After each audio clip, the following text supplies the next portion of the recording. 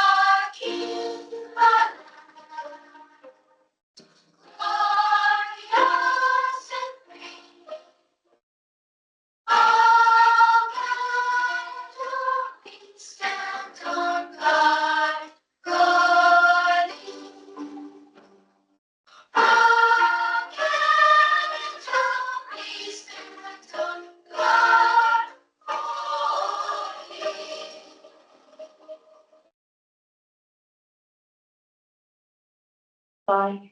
Thank you. And I choose to begin our meeting by recognizing that the Grand Prix Public School Division exists on land governed by Treaty 8, an agreement that was signed over 120 years ago.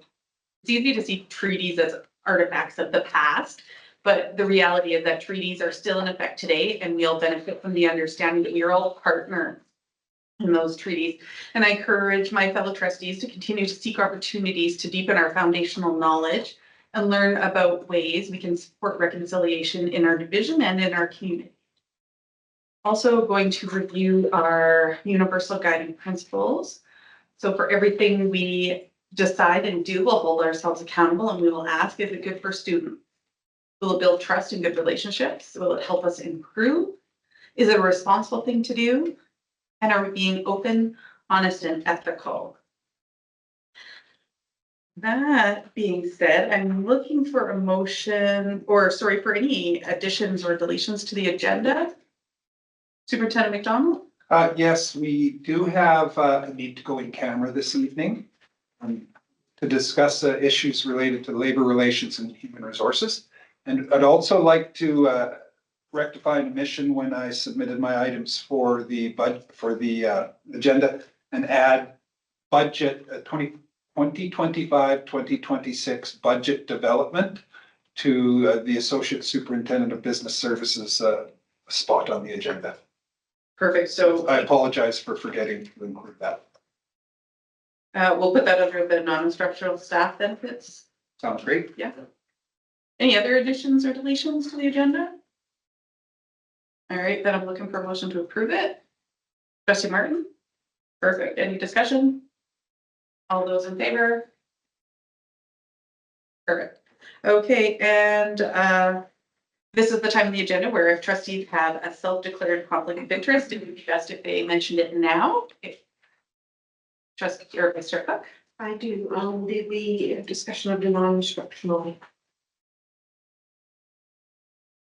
Non-instructional benefits? Yes. Under associate superintendent? Yes. Do you want to just state what you're? Oh, yes, just that If you I'm a observer member of the ASCPP board. Perfect. All right, so we'll recognize that when we get there. And any other conflicts of interest? All right, well then I'm looking for an approval for the minutes of the regular board meeting of April 22nd, 2025. Trustee Martin, thank you. Any discussion? All those in favor? Perfect. All right, we're gonna jump right to presentations with the Career Pathways Frameworks report. I assume I'm going to Deputy Superintendent Robinson. Leave it on. Just quickly, just to expedite our presentation tonight, thank Director Kim Frickus and Principal Dennis Bobeda presenting tonight on the Career Pathways Framework. And we've talked a little bit about this in the past. I would frame it as another example of of the division being really thoughtful and intentional about choice and ensuring that students have pathways to complete high school and to meaningfully contribute towards their future as citizens in our community. So they're going to talk a little bit about that framework. And then really talk about your continued work to advocate for opportunities for our schools and our students as part of the work we're doing to consolidate our work supporting young people. Thank I'll you. turn it over to you.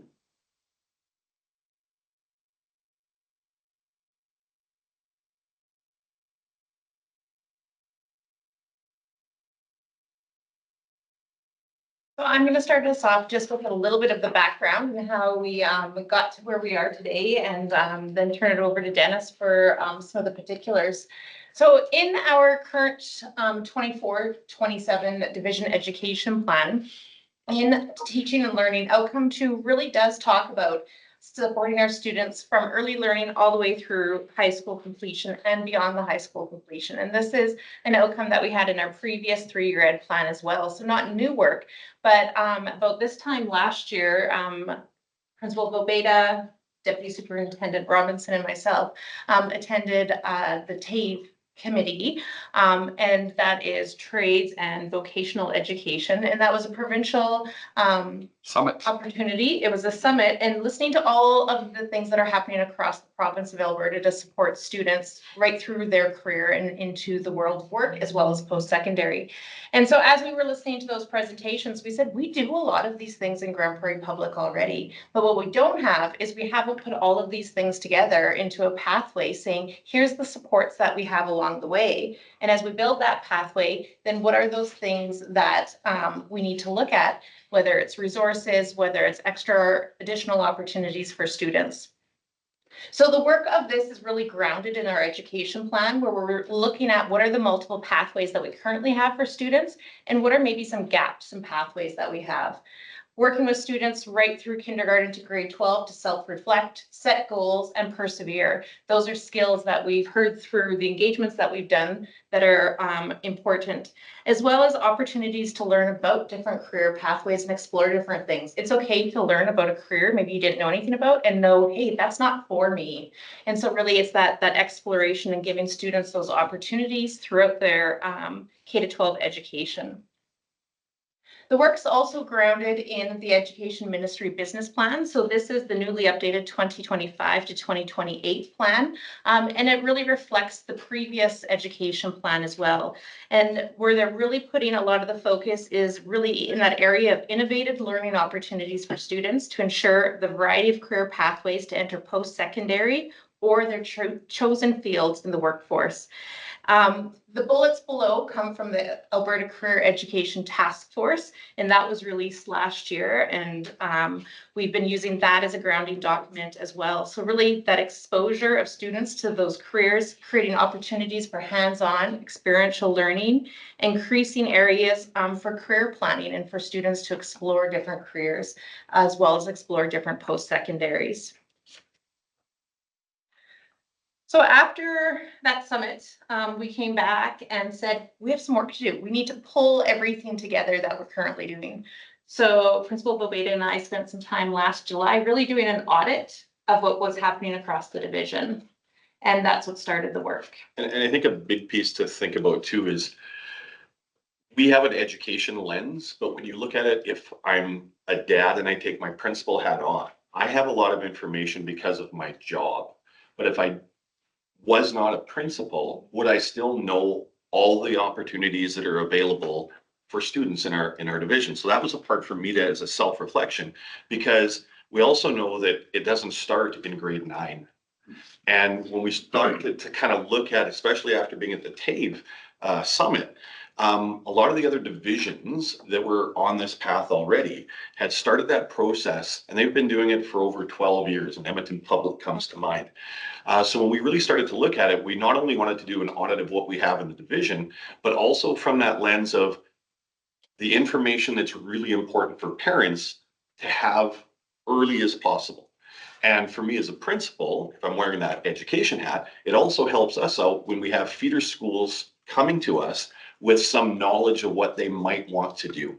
So that was our starting point, which turned us into, if we go to some of the main lists or from our thought back, our thought exchange feedback. These were the main things that were talked about from how many responses we With had? over 2,000. 2,000 responses. Yeah. Financial literacy, communication, life skills, and work readiness. Again, nothing really surprising, but it also gave us an opportunity. When are we targeting those points and at what level?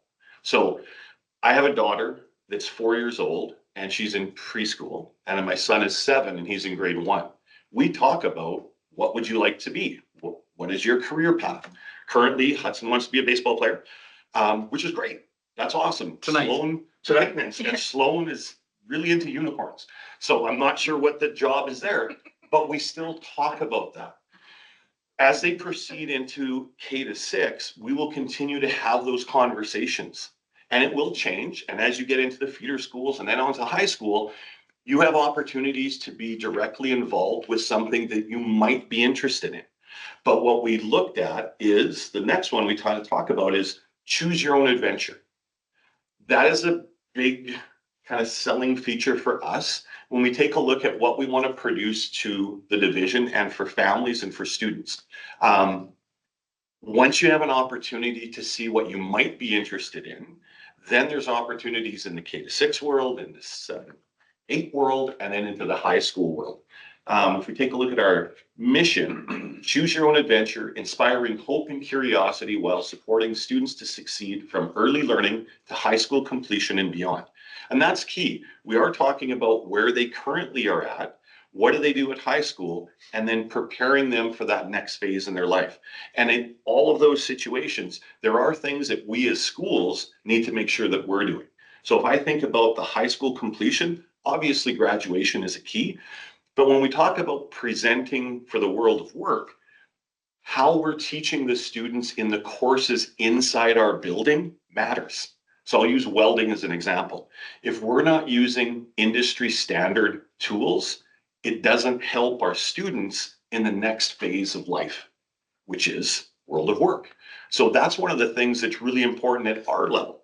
If I talk about a feeder school, it's really important for them to have an understanding before they come to the high school, because if I'm wearing a dad hat, I have conversations all the time where families will say, I didn't know you offered that. They should come to us going, I know you offer this, now how can my child get involved? Whether it's work experience, RAP, etc. So those are some of the main things for sure. So one of the things that we did after we kind of did the audit over the summer is we put together a committee with other administrators on it to say, okay, here's what we put together, some input. We did the thought exchange, and that was for community, industry, staff, students, and parents to get that input. And then we took all of those pieces and created the draft that was shared with you in your package and where this information is coming from. So tonight, we're working with you to get some feedback, answer some of your questions, and we're going to go through some of the other engagements we've done and the engagements moving forward. So the work really is grounded in that mission, but then also in the vision. Multiple pathways, a continuum of support to allow students to self-reflect, set goals, and persevere. I can't stress how important that piece is.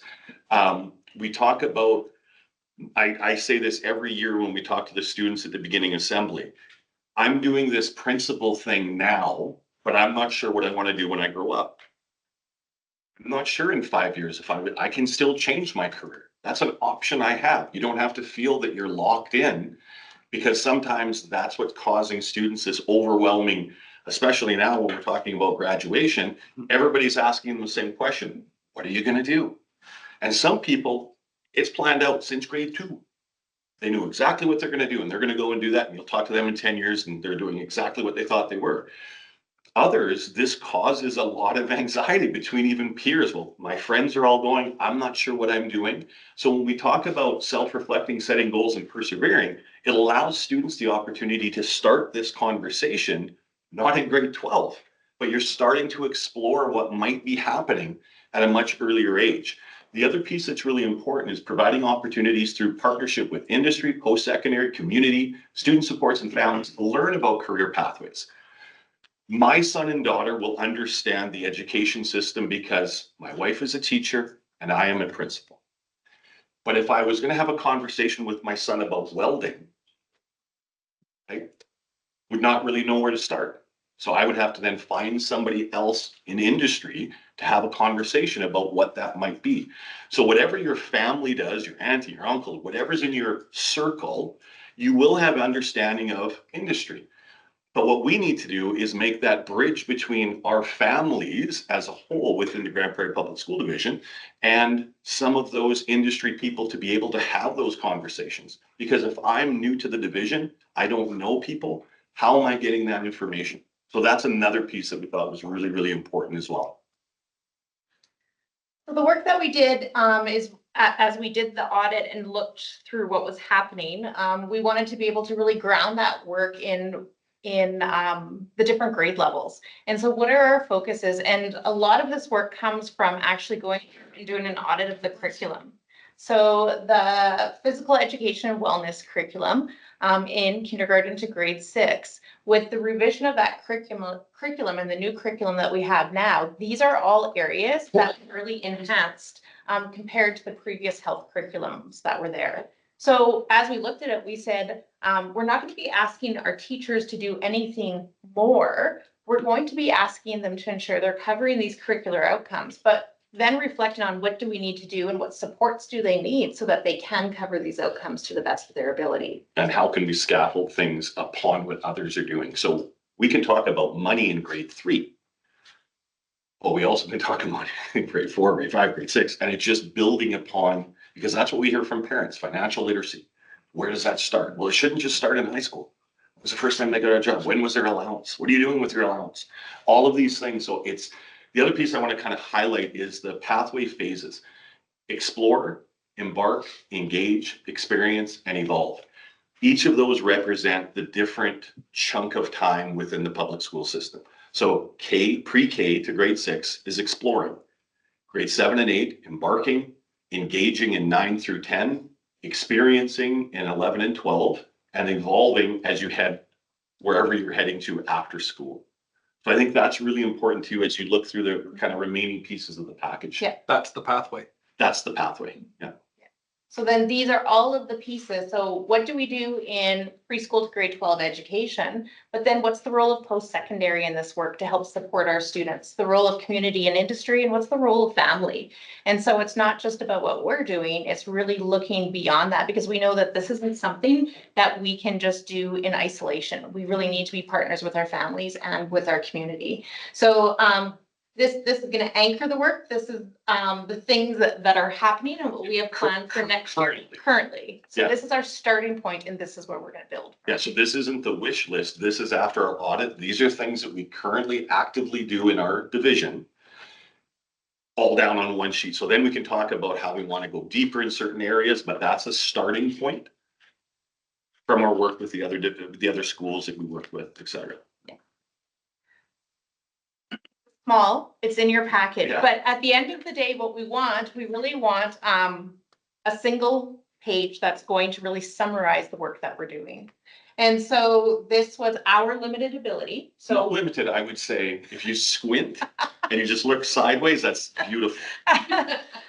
so once, Right from here. Hey, thank you. once we have the content, once we finish our final feedback and get the content solidified, then this will go to a graphic designer so that it's Because the idea here would be the target is for a parent, a family, to look at something in a one-page, simple, easy to read document. So you can see at kindergarten, pre-K, all the way up to grade 12 and beyond, what's available. So you're not having to sift through a document. It's right there for you. Along with the ability to then say, hey, I want more information about Explore, and then I can link into that. so then the idea is this will then also be on our website, so the hyperlinks will be there. Hyperlinks And so Yep. that you can maneuver through the information, because this will link you to post-secondary information, but it's also going to link you to, if someone wants to know, well, what is RAP, Registered Apprenticeship Program, we can directly take them to that area on the government site so that they can learn more. which ties us into my blueprint. And my blueprint has been something we've been piloting this year. And I want to talk a little bit about sort of from the high school's perspective, we've had a group of teachers and our counselors using it directly. From a teacher's perspective, it's been extremely positive. The biggest selling feature so far is it comes already with pre-done lessons and modules that you have access to use. But the other piece that's really exciting about my blueprint is if I'm a 20-year vet teacher that has I've done this for years and this is a really important project, my blueprint, you can actually approach them and say, I'd really like to see this on the site for me to be able to use. And they're willing to kind of work together with that teacher and actually put that up on the site that you could actually use it. Our counselors and our parents, this is where I believe this hopefully approval comes forward with our families. And that's the biggest selling feature that I see right now, strictly as a family. So again, at this time of the year, we have many conversations in student services about next steps. Families are always asking questions about where do I find the information about a program that my son or daughter wants to go into. What's really exciting about what this program does is it allows us from a student services perspective to have easy conversations about, and you still do hear it in high school, why is this an important course to take? And I'm going to use Science 10 as an example. Science 10 is a gatekeeping course. And what I mean by that is if you don't finish those credits, it doesn't really matter what you want to select after, your opportunities for what you can do after high school drastically decline. I'll use an example. So when you can go on my blueprint and the counselor can see my exact 9 through 12, here's all the courses I've taken, here's the credits that I have. But then you can go on and actually say, well, let's say you don't get Science 10. How does that impact my choices? At the bottom of that, if I'm just using some rough numbers, if I said, okay, I'm going to take this, I'm kind of general, I'm taking all the general things, I might have 4,000 choices, everything from a teacher to a welder to whatever else is available out there. If I simply take out Science 10, that number from 4,000, I think we did it 4,700, it dropped to around 700. So 4,000 choices all of a sudden were off the board. So from a counselor, academic counselor, it really has a more powerful weight to say, here's why this is important. But where it really shines is as a parent now, out of the school, you have access to this. Son or daughter wants to become, let's say, a veterinarian, a dentist, a teacher, whatever. You can quickly go on, select what you want to be. The system allows you to then compare. So you can compare in British Columbia to Saskatchewan to Ontario. And from a parent's point of view, how much does it cost? So what is the cost of that course that you want to take? And you can quickly see that there's $20,000 to $30,000 between programs that are different. It gives a screenshot of all of 3 programs all on one sheet. You can see everything. So as a parent, not having to contact the school, I'm doing this on my own at night with my family as we're talking about possible choices that didn't just happen in grade 12. You have access to my blueprint much earlier. So when we talk about what are our courses or what type of conversations we can have as a family, it really changes the narrative using my family. There's no jobs right now for unicorns, honey, right? So you can go as basic as that to say, love the idea of a baseball player, but what else could we do? Because you're taking these courses now. And I know it's superficial to see at that early level, but it really does matter by the time you hit grade 9, because in grade 10, we're asking you to pick courses like Science 10 that have a massive impact in 3 years. If you come in blind, it really does impact you, because then in grade 11 or 12, you're then having to scramble back and take courses that you maybe didn't take because you didn't think you needed them. So my blueprint is really, I think, a powerful tool for families. And that's one of the things that when we've introduced it to, we had some test cases with families. That was one of the things that really shone. And also when we had our own teachers using it, if they take off their education hat and say, like one of the people we had is their daughters in high school, and they're like, I was doing that as a dad because she wants to have all this information and I wasn't sure where to get it. At a touch of a button, it's finding everything, updated yearly. So it's not old information. They're always updating it. it was important. It was, I think, valuable from a parent's perspective. I think Strictly. something else to share too is that, you know, your early access to it, there's also post-school access as well. So you leave Yeah, Grand Prairie Public School Division, you still have access to your My Blueprint account as well. So that can continue with your planning in the you future. simply change your email. So you change your email from the division email to Whatever it is. devobate@gmail.com. Yeah. Now I have access to all of the things that I've done since grade 8 Mhm. on my own email Your account. resumes, your cover. My resumes, cover letters, anything that I wanted to do. So after in grade 12, if I still wanted to, where's my resume? It's all put in one package. So really powerful, really powerful. So like we said, an important component of this is we knew we had to do engagement. We want to get the foundation of the framework right. So the committee, we started with the committee, went into the large thought exchange. We've taken this to all admin and they've had some great feedback, some wordsmithing that we're going to take back and work on. We also did a parent and community open house at the comp on April 22nd. Our leadership academy, so those are our teachers that are interested in leadership opportunities.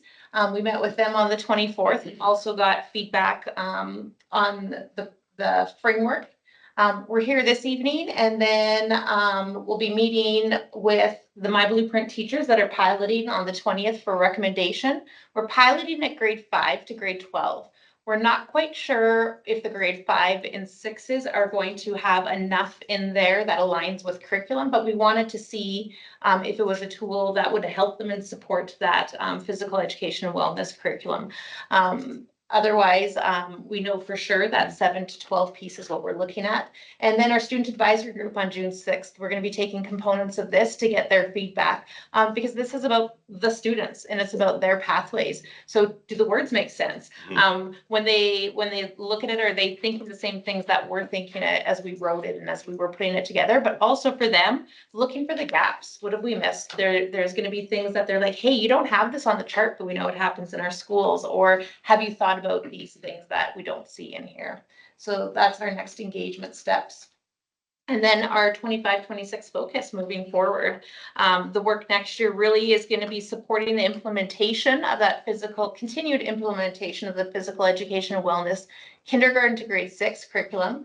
But teachers will next year have the option to pilot the grades 7, 8, and 9, as well as the new COM curriculum. And so that'll be support that we're doing for teachers that'll be piloting.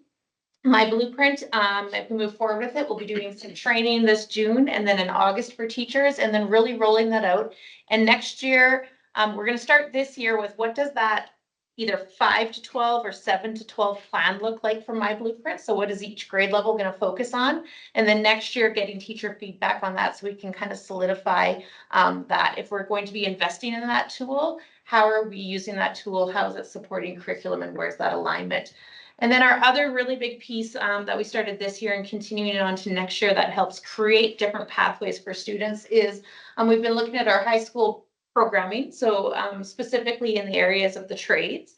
And so Dennis and I have put some grants together. So we're looking to be able to expand so that we can be offering more actual apprenticeship credits at the high school level. So if a student starts in grade 11, their apprenticeship courses and are also doing registered apprenticeship with industry, by the end of grade 12, they can actually walk out with their first year totally done and be entering the workforce as a first period apprentice. Yeah, so we've done a lot of work in the cosmetology world, and since I've been at the high school, that's been a consistent. We are having 7 students that would be at that level, but I believe we can have that in automotives, welding, construction, and foods. So our goal would be to have in each of those areas anywhere from 3 to 5 students. And again, we're not doing classes because the people we're talking about are, that is your career choice. You're going to that level to complete. So that's the goal. The other work this year is Northwestern Polytechnic had re-engaged with us this year around dual credit. And so we were working with them on new pathways for dual credit. So last year we had 3 students that completed dual credit. I looked at numbers this morning and we have about 26 students already registered for dual credit courses in the fall. So that's a opportunity for students to be taking courses at Northwestern Polytech or Northern Lakes College. As they complete the courses, they receive high school credit for those courses, but they're also receiving their post-secondary credit. And the pathways that Northwest Polytech are putting together are a lot more flexible than in the past. So it's asynchronous online courses for the students for the majority, so that they can be at the one at block 2 in first semester. They have a space, they're going to be actually working on their post-secondary material so that they're not having to try and align schedules. Mr. McDonald. 6:30 for Dennis. Yeah, I can get there in 22 minutes. I timed it when I came up. Excellent. Forgot about a great big clock on the wall behind you. Have a watch on, sorry, just trying to help. No, thank you. I appreciate that. So that's the work Question? that we're engaged in, yeah. I'm just wondering if somewhere in the program, there's an aptitude assessment feature built into it so a kid can look at it and Yes. find out. Yeah, so Finding out if you, what they're if you remember the old doing. Alice binders, where they used to have those, where you'd think, hey, I'd like to be an accountant, and you could flip through there and see what it would make, what's the average salary. They have that version all online where they do, they answer some basic questions, and then it provides them with an opportunity to say, here's, based on your feedback, here's what a few actual courses or possible career paths could be. So here's the ones that they do. There's a learning style survey, there's a personality survey, there's an interest survey, a knowledge survey, a motivation survey, and a compatibility survey. And so all of those pieces come together and each time they do Age levels. at different age levels. And so each time they do one, it kind of refines that list for them of different career So paths. grade 6, you might feel really passionate about something, but by the time you're in grade 9, it may have changed, or it's the same, or just got deeper. But you then, as a family and as a student, can start to see, I've always liked to work with my hands. What does that mean now that we're actually at the high school level? Yeah, great question.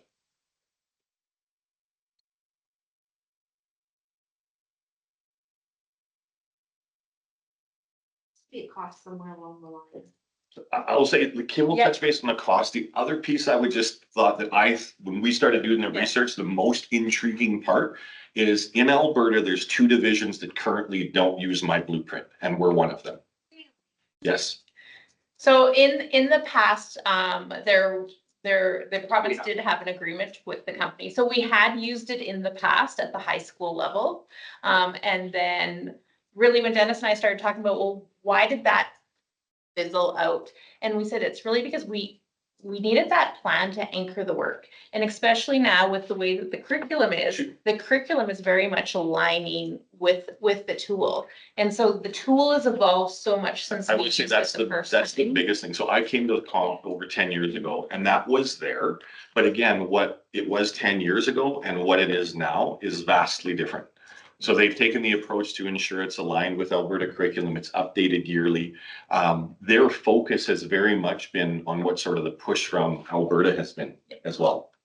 It used to be a digital portfolio that was really static and it Yeah. didn't lend itself well to being a portable tool. for students. Awkward, and there wasn't, the parent component wasn't what it is now. Yeah. It was It's a very much improved application. Yeah, very much so. And with respect to the cost, my blueprint is one of the new expenses that we're proposing in the 25-26 budget. So really from our lens, the work is moving forward. We're excited about, we're passionate about this work. Yeah.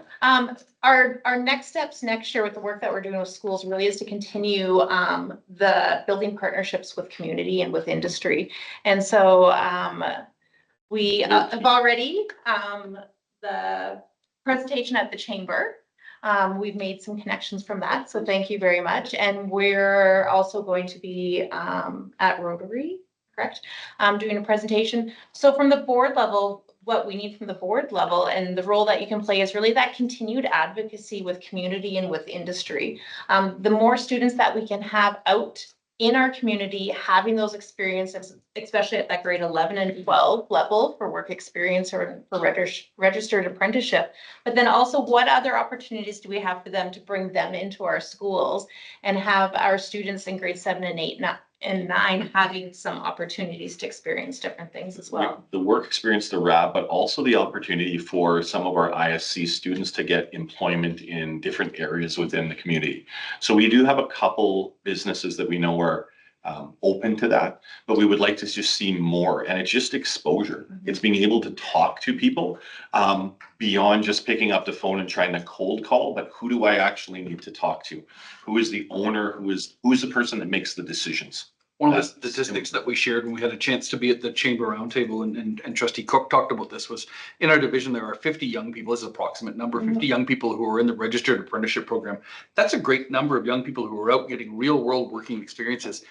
But the number of students who are unable to find a placement is that much and then some. So it's 60 students who couldn't find a registered apprenticeship placement who sought the opportunity to do so. So making those connections and finding those opportunities is really critical for them. I'll just mention one more thing that I forgot to mention when we were talking about my blueprint. If I'm strictly a principal at the high school, feeder schools coming in helps with timetabling. So if I can see that in grade 8, there's a large number of students that are passionate about digital design.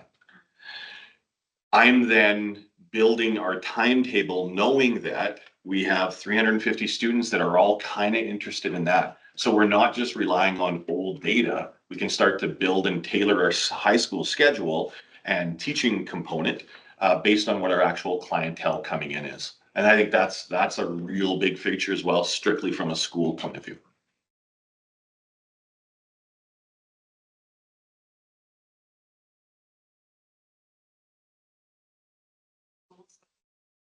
You knew this. So we That was knew. more, we knew this before because this isn't new. It's just because when we went and followed up, after I heard that, I thought, oh, that's interesting. Yeah. So then I talked to different school divisions and some use it very much on the corner of their desk and they have access to it, but are they really using it?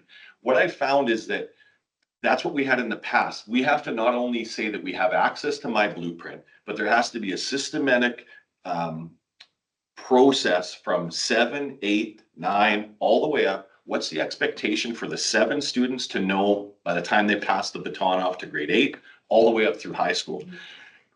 It's very much the eye of Sauron. If I'm looking at that, it's important. So if we feel it's important, we use the dialogue, we tell the parents it's important, people then will use it. If it's something that we have access to, but we really don't follow up on it, that's where things fall by the wayside. And that's what I've seen divisions that are successful or they would deem they're successful versus not really using it, is we have to make sure that we have a specific plan moving forward and then we're following up on that. And when I say following up, it's really important for every level. So students, teachers, obviously, but when we talk about the student-parent connection, I think that's key as well. Really important. I'll just share a little bit. So we went to the Trades and Vocational Education Summit and the intent of going there was the opportunity to go and learn about excellent practices that exist in other school jurisdictions. And as Director Fricka said at the beginning, it wasn't about things like my blueprint and those sorts of things. It was about learning what other school divisions do and then recognizing that we do those things too. We just don't coordinate it as well as we could. And you get a tremendous amount of more leverage out of a coordinated plan than you do to having these little pockets. And so between Principal Beta and Director Frickus, their work this summer was bringing those things together and saying, here's our pathway to do the same work. And it accelerates opportunities for students. It's really exciting. Passion is evident over here with these two. And Director Frickus has part of her mandate is part of her responsibilities is trades and it has for years dual credit and those sorts of things. Principal Vobeda is here out of pure passion and interest and a desire to help improve things for her students, and the pair of them have brought together something that's I think really powerful. It excites me. You know, Principal Vobeda talked about as a dad. Me too. This is exciting to have that opportunity to look at things different for young people, to start learning in grade 6 about what the world looks like instead of grade 11, 12, and that sort of thing. So I commend them for this work. I'm really excited about what the next year, 2, and 3 years looks like as this gets embedded and then grows. You know, it's exciting. That kind of, that's my question. I was wondering if you guys could foreshadow a year from now, what do you think students would see different? What do you think parents would see different or think different? I think next year really is that foundation of supporting our staff so that they have the tools and they have the resources to start that work so that it's not just about high school and opportunities at the high school. It's starting to populate your portfolio. It is a big piece. So, and that's where it's important from the feeder school level. What are the minimums that we're expecting? So for me, we've talked about, here's what's currently happening. Our next vision, sort of, as we talk about year 2, would be, okay, what are the absolute minimums that you need to have completed? Because that's where my thing is systematic, where grade 7s need to have this completed so the grade 8s can do this. The grade 8s need to have that completed so the high school can start. That to me is really important. I think our other priority for next year really is working on at the Composite High School, being able to offer those apprenticeship courses. Working with Northwestern Polytechnic, they don't have enough seats to be able to do dual credit in the skilled trades area. Right. And so we're not going to be able to leverage them to support our students in those pathways, but we've So a quick opportunity on that would be through welding, utilizing virtual welders, so we don't need to use shop space to still allow students to get hands-on experience and provide opportunities then for some of our apprenticeship students, but I'm not taking credit opportunities away from other students that might be interested. And we've spent the last 2-3 years being very strategic with staffing, with bridging students, hiring industry people that don't have teaching degrees, with grant funding from Alberta Education to support them to go back to university. And so then they can work in our schools at the high school level, at the grade 10, 11, 12 area, in their trade area. After 1 year post-secondary, they can teach in that trade area, they can sign up on those apprenticeship courses, and then they have 2 to 3 years to actually finish their whole teaching degree. And so that's something that we started about 3 years ago, strategically hiring for that, so that we could be set up with people that can sign off on those apprenticeship credits for I students. could talk on this all night, but I didn't need to. That boy does not become a professional baseball player. Lose that tonight's opportunity. I do appreciate everything. Thank you very much. If you have specific questions you want, just let me know. I can do that as well. Dennis? Appreciate it. Thank you. Thank you. This work, you know, this work is spectacular. Really appreciative of it. The origins of this work go back to our 3-year education plan 4 years ago.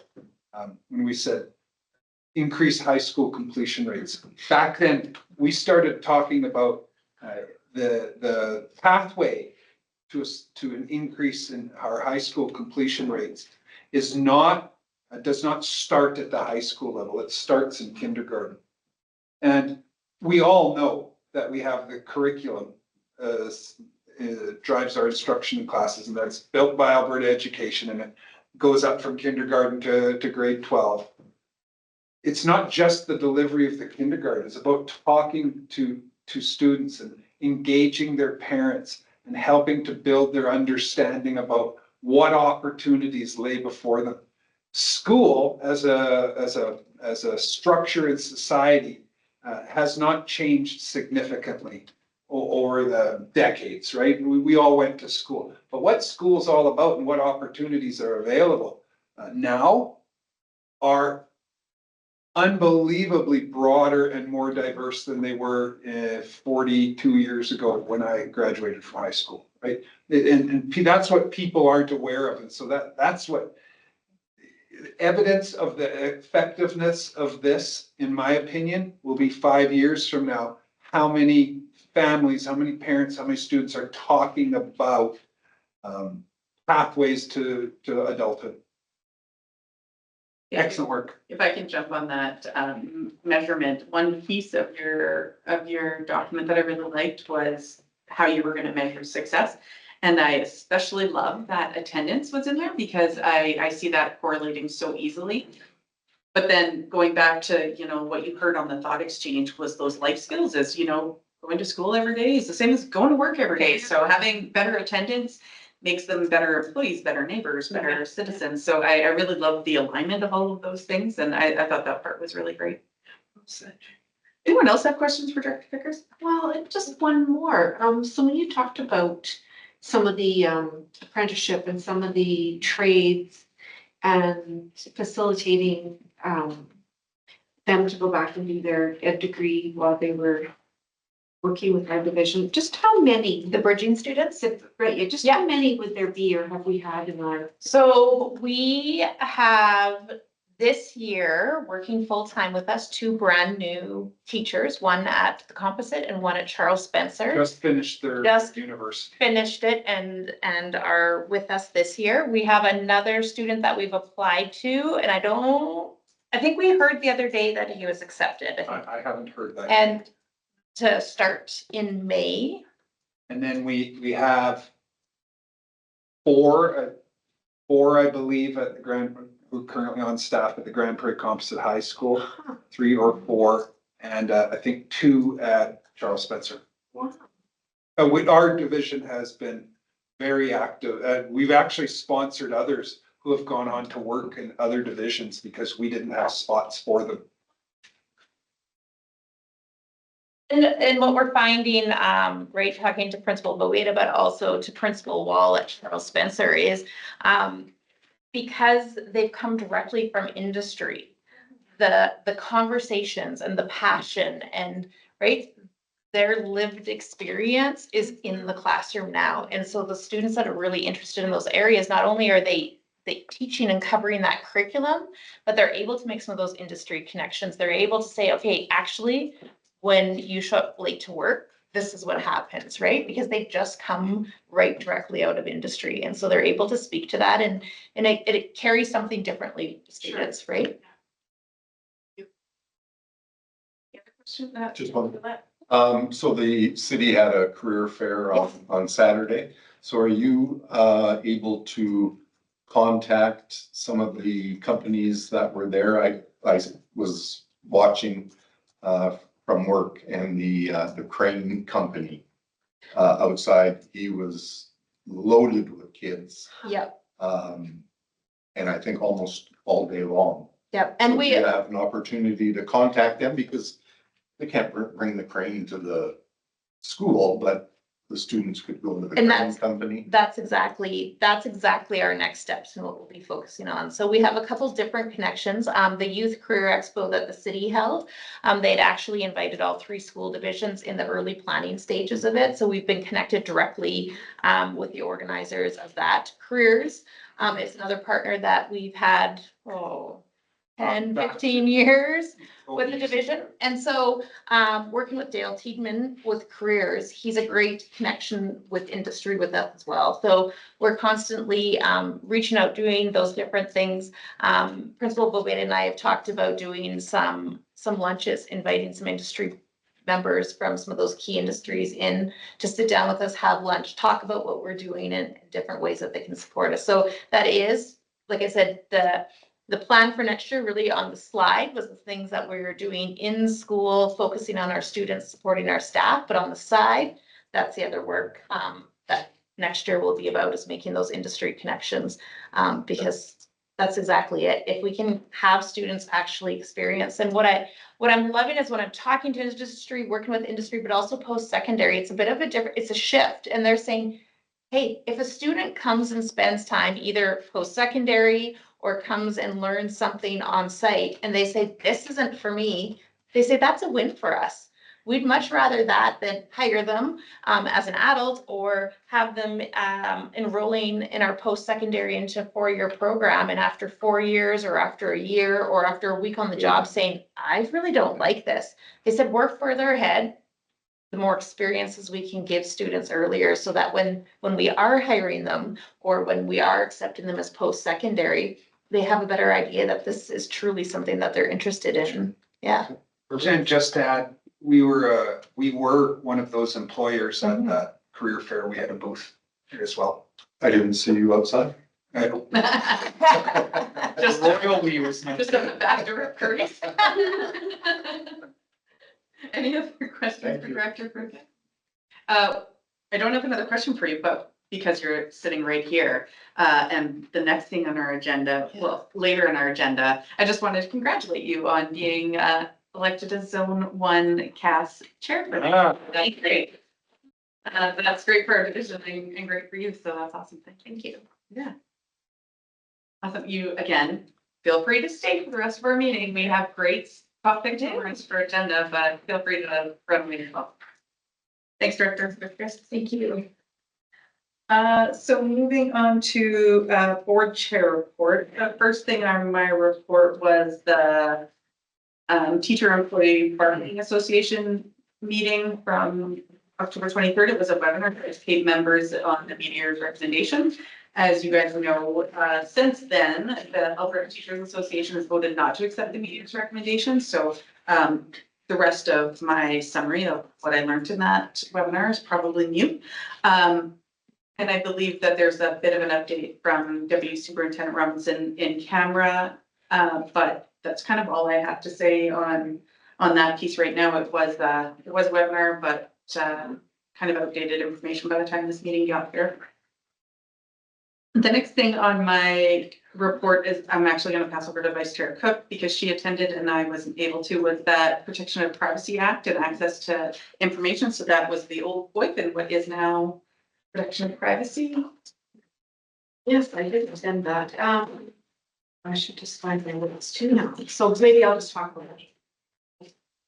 Jump into, I attended it alongside. Oh, okay. Well, do you have notes right there? I did. We talked about this at a recent opportunity, just about the replacement of VoIP. We talk about lots. The opportunity we had to attend the ASBA session was about learning about changes to the two pieces of legislation that will now replace VoIP. VoIP being a near 30-year-old piece of legislation. That certainly lots has changed in the landscape of digital media and record retention and those sorts of things. And so there are two separate acts that have been received royal ascension, and now we're at the point of waiting for regulations to be developed around them. And so the opportunity was to learn a little bit about what some legal counsel perceives as the next steps around what those regulations look like, and to provide boards with advice around some of the changes that exist within privacy legislation. And there are some things in there that will be substantial for us in terms of how we advise people about the collection of private information, about how we store private information, and about how we commit to do things with artificial intelligence and those sorts of things. So our ongoing work is around waiting for the regulations, which throughout the course of that one webinar went from an April to a May to a June possible date for them to be revealed in a sense. And so we know at some point in the next couple of months, there'll be enhanced regulations. And that's really where we roll up our sleeves and get to work on how we implement what legislation looks like. So That's a much better update than than I was about to get. It sounds like it's your both of your updates. I appreciate the collaboration. I did it twice. Good job. We were chatting a little bit sort of back and forth as during the session because it certainly does mean some change. There's no doubt about it, but it is timely. More to come on More to that. come. Any questions on that? All right, the next thing is back to Vice Chair Cook on the Public Schools Association of Alberta.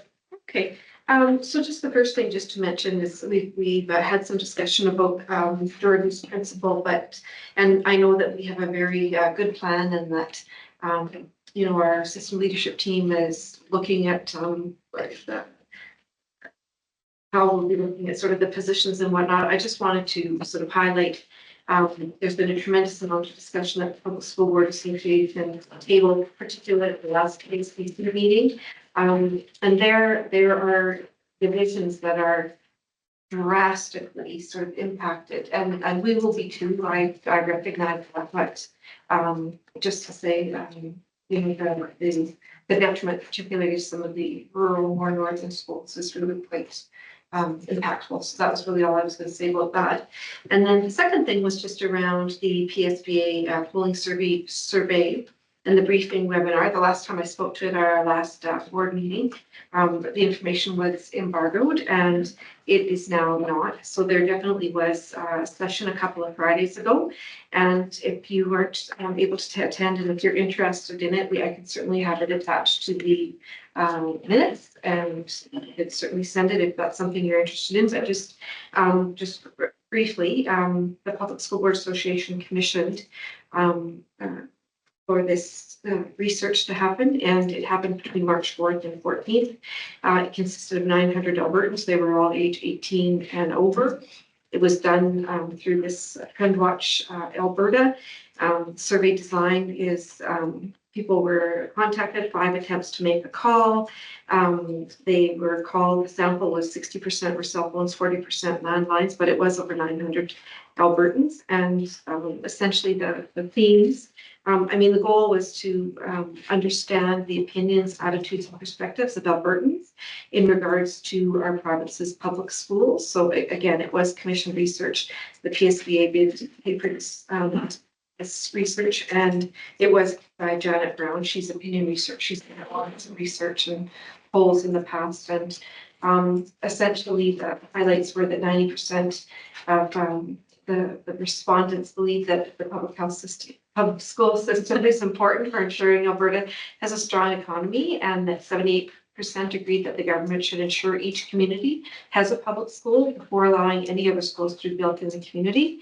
76% think that the Alberta government is doing a fair or poor job of managing Alberta's public schools. 66% believe charter schools should not be referred to as a public charter school. 64% would enroll their child in a public school if they were entering into a school system. 59% think the amount of funding provided to public schools is too low. 58% believe that the quality of K-12 education in Alberta would be better if funded.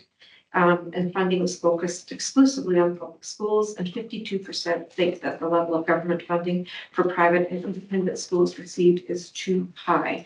So as I say, there is quite a bit of detail. If you're interested, I could see. Would you like me to have it attached to the minutes? Is that something that would be of interest? I'll just I don't know if, I attended the webinar, I believe Superintendent McDonald, Deputy Superintendent Robinson did as well.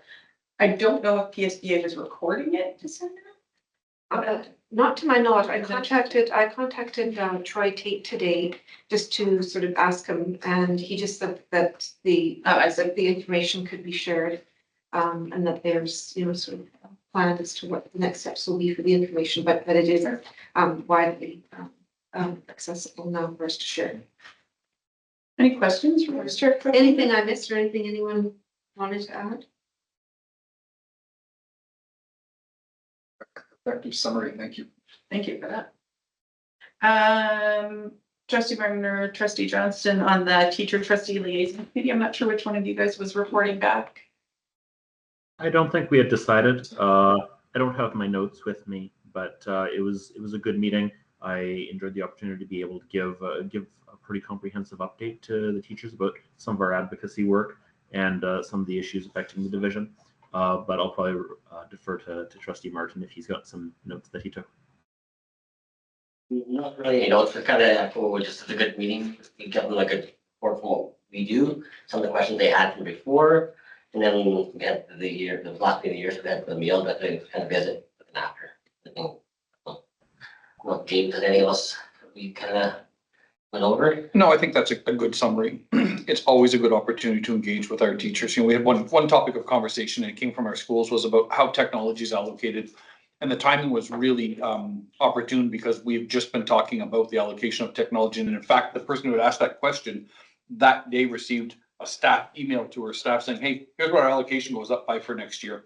It looked like we planted it, but it wasn't. But it was a good opportunity to really talk about what goes into planning, allocating devices to students at different grade levels, and those opportunities, and it's only about a 15-minute conversation, but those opportunities help build understanding about a process that may appear to not have a whole lot of structure to it other than people know they get hardware in front of them. Well, here's how it happens behind the scenes. And so that was a good example of that opportunity. And then just to be able to talk again about advocacy priorities, and importantly, thank people for being participants, because trustees have opportunities to engage with instructional and non-instructional, with students, and every one of those opportunities builds understanding to support governance. So it was I think a really good TTLC. Looking forward to next year. Any questions? Thank you, guys. The board spring governance retreat. Most of our board, along with senior administration and some of the educational directors from the division, met for a deeper dive into the budget development so far. It was at a pretty high level at that point.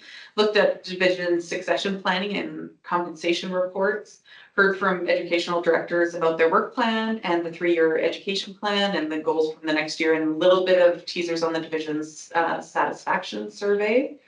And we talked about the how the division provides equitable education to our students. And I think that I put that in my roundup because I just thought there was a lot of places where, whether it was that equity piece or that belonging piece, kind of flowed throughout the day, and the intentionality behind it, I thought was pretty evident. So that stood out to me.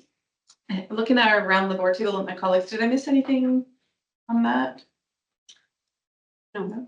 Good day. It was Appreciated it. Yeah, it's a good day. Advocacy and Engagement Committee meeting of a few hours ago, Trustee Martin. So we talked about the advocacy engagement tracker review. I walked the meeting just as it was kind of happening, just how kind of keep track of what we do and what the results are and stuff, and just kind of keep track so we aren't repeating things over and over again if we've already kind of dealt with it or been advocated for it. Or captured. Yep. And kind of the one we have is not kind of what we want, we're just kind of Refresh. refresh it and bring it up to date.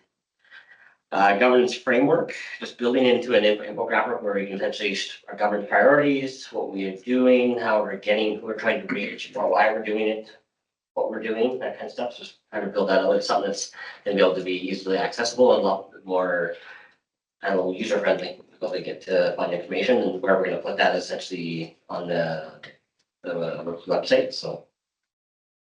Governance minutes, we talked about that a while ago. We're just gonna bring this back, and we think it's an opportunity to just essentially go through and have somebody from one of the trustees essentially present one meeting, just kind of rotate through different people and essentially just go over some of the governance activities. We have up to 3 topics. Ben will help provide some content and stuff to go over and just review. Like, so just looking for anybody who might be interested in doing the next meeting.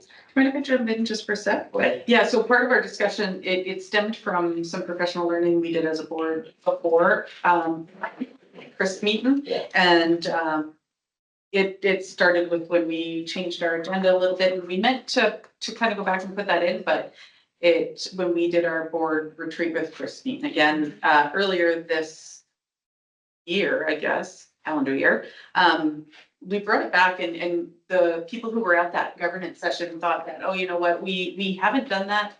We're seeing the use for it and gaining that communal understanding and making visible the governance piece. So we brought it back to the Advocacy and Engagement Committee just to talk about today, and you know, we recommended that the board look at putting that into the agenda and kind of seeing how it works for the next few meetings, so that it's kind of a practice that already has some legs by the time there's a new board here to carry it on and understanding.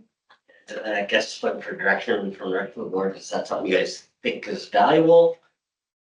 Not, would you rather wait till after the new board, or?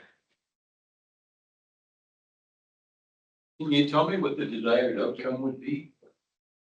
So, you weren't at this board PD, but we talked about just building communal understanding, making sure that we're all on the same page as to what this means. And then we also talked about making visible the board's work of governance and trying to focus that and kind of surround it with some stability. And it was even language, like there would be a word or a couple of words, and how I interpreted it versus somehow someone else interpreted it was different, similar, but very different, all the same. So then it was like, oh, that might bear some conversation. It's a good idea. Well, if the agreement's there, then what we'll do is I think the process we had talked about that we thought might work was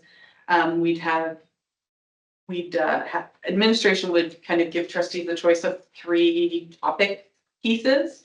And then, say Donna could present one, then Rob, then Ray, then me, then Andre, then Chris, and we'll just kind of cycle through some of the topics and also bring extra topics, adding more if we think something sounds good. So if you guys are in agreement with that, we'll maybe start next meeting with one of those and jump in with both feet. Okay.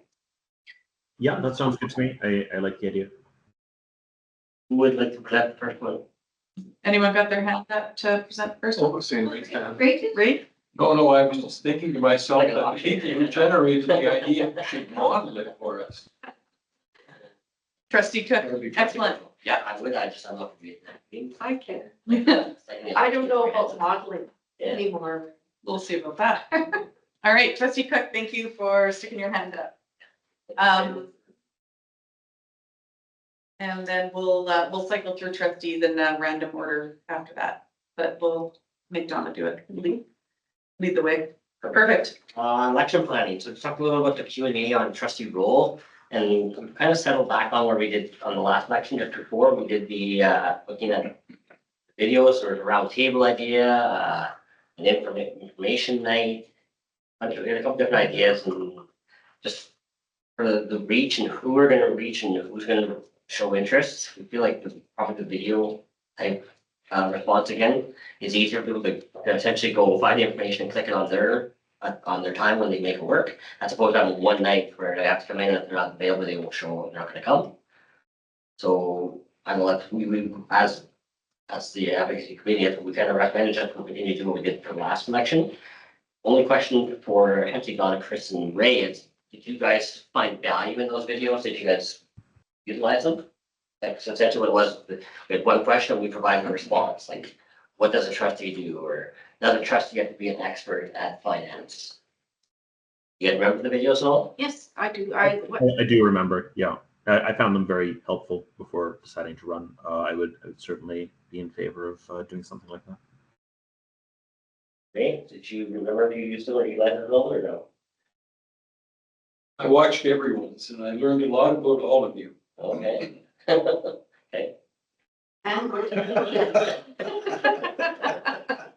So it was quite helpful, is what you're saying. Yes, it was quite interesting. Not really helpful. So hearing that, we'll have some questions, probably use some of, we reuse some of the questions we used from last time, maybe we word them or something. And we'll probably do the same thing, we'll bring them back after the next advocacy engagement committee in June. And then we'll probably have either after a meeting one night, we can just do the videos here, or we can do individually at home. We'll kind of figure out some more framework and exactly what we want up next advocacy engagement meeting. But what would be really helpful is if you guys, like specifically Trustee Buziak, Johnston and Cook, if there was something that you wish you knew before you made your decision to run, or you wish you knew before you were elected, just so that we can try and make sure that we have the best questions out there. Sure. And obviously the other three of us will continue to do that work as well. As you know, we did that last time when we created those questions, so we can steal those back and then but add to them as well and make sure that we have the right things there. So if you have suggestions on what those questions can be, if you could maybe email Superintendent McDonald. Oh, how about if Mrs. Westwater sends out what the original 6 questions were? Sure. And it was only 6 because one of our trustees had resigned in June. Right, that's why. She had moved out of the That makes sense, yeah. city. Found it. So it was 6 questions. So Mrs. Westwater can email them to all trustees and copy Associate Superintendent, Deputy Superintendent, myself. Perfect, And then if there are suggestions for new questions, just do a reply all. perfect. And then the committee can look at those next, at their next meeting, June 10th or whatever, yeah, June 10th. That would, excellent, thank you. And that's all we had for advocacy engagement, so. Any questions for Trustee Martin? No, thank you for that. Council of School Council meeting, sorry, I just checked it. Trustee Martin, back to you. Education Foundation Committee. Quick update, so we had our meeting earlier this week, just need to work with Elizabeth Miller, director, just getting anything moving forward. We've had solidified plan going forward, with strategic development. And we confirmed the drivers working confirmed Striving for Excellence dates and a couple other events coming up. And Donna's also working again together with Striving.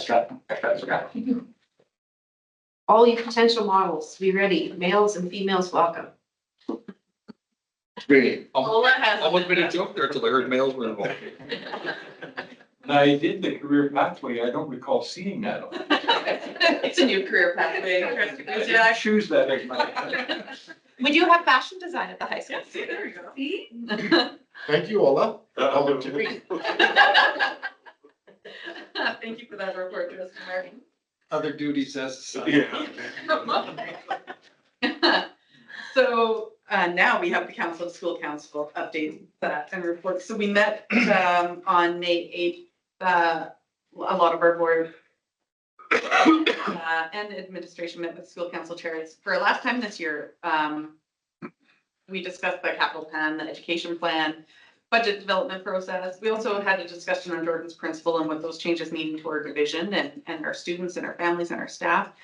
Board again wants to thank that dedicated group of parents for their commitment to their homeschools, but also to the division as a whole and representing that parent voice to the board. It's obviously very important. Superintendent Robinson or Deputy Superintendent Robinson was mentioning it earlier, but our schools are better because of their involvement, and we really appreciate the time that they put into that. Did I miss anything looking around the table here? No. Individual trustee report. So I'll start with you, Trustee Johnston. I don't have anything for tonight. Thank you. Feel that? Nothing. Yes, you're good. Yeah. Mr. Martin? Just one thing, I'll be attending the pancake breakfast at Hillside, so kind of, there's been multiple invitations already, so we'll spread ourselves out. I'll be going to the Hillside one, so on May 30th, so that's all I have. Go to Elephant Force. Okay. Also wanted Maud. Understood. And at the call. Charles or Christopher. Yeah. I'll look them up. Yeah, and you know, and they understand how busy it is without question. But if you can make them, fantastic. And if not, our schools understand. Yeah, that's right. Trustee Guzia? I have nothing, thank you. I had something I just wanted to share in the roundtable that I wanted to share that Parkside Montessori School Council Secretary and parent. I don't know if this was going to be shared later, but Desiree Miguel was awarded the Alberta School Council's Parent of Distinction Award at their AGM last month. So she did not know it was coming and was very surprised, and it was a pretty big deal. She's a great example of a volunteer and a participant helping Parkside, and congratulations to Desiree. And the school is going to have donuts with Desiree to celebrate her, and it's all very, very cool. So yeah, congratulations, Fantastic. Desiree. Yeah, For sure. I also had one other thing that I learned at, and I know I'm sharing this because Trustee Olet mentioned Apple Schools a while ago, and the cool things that they were doing.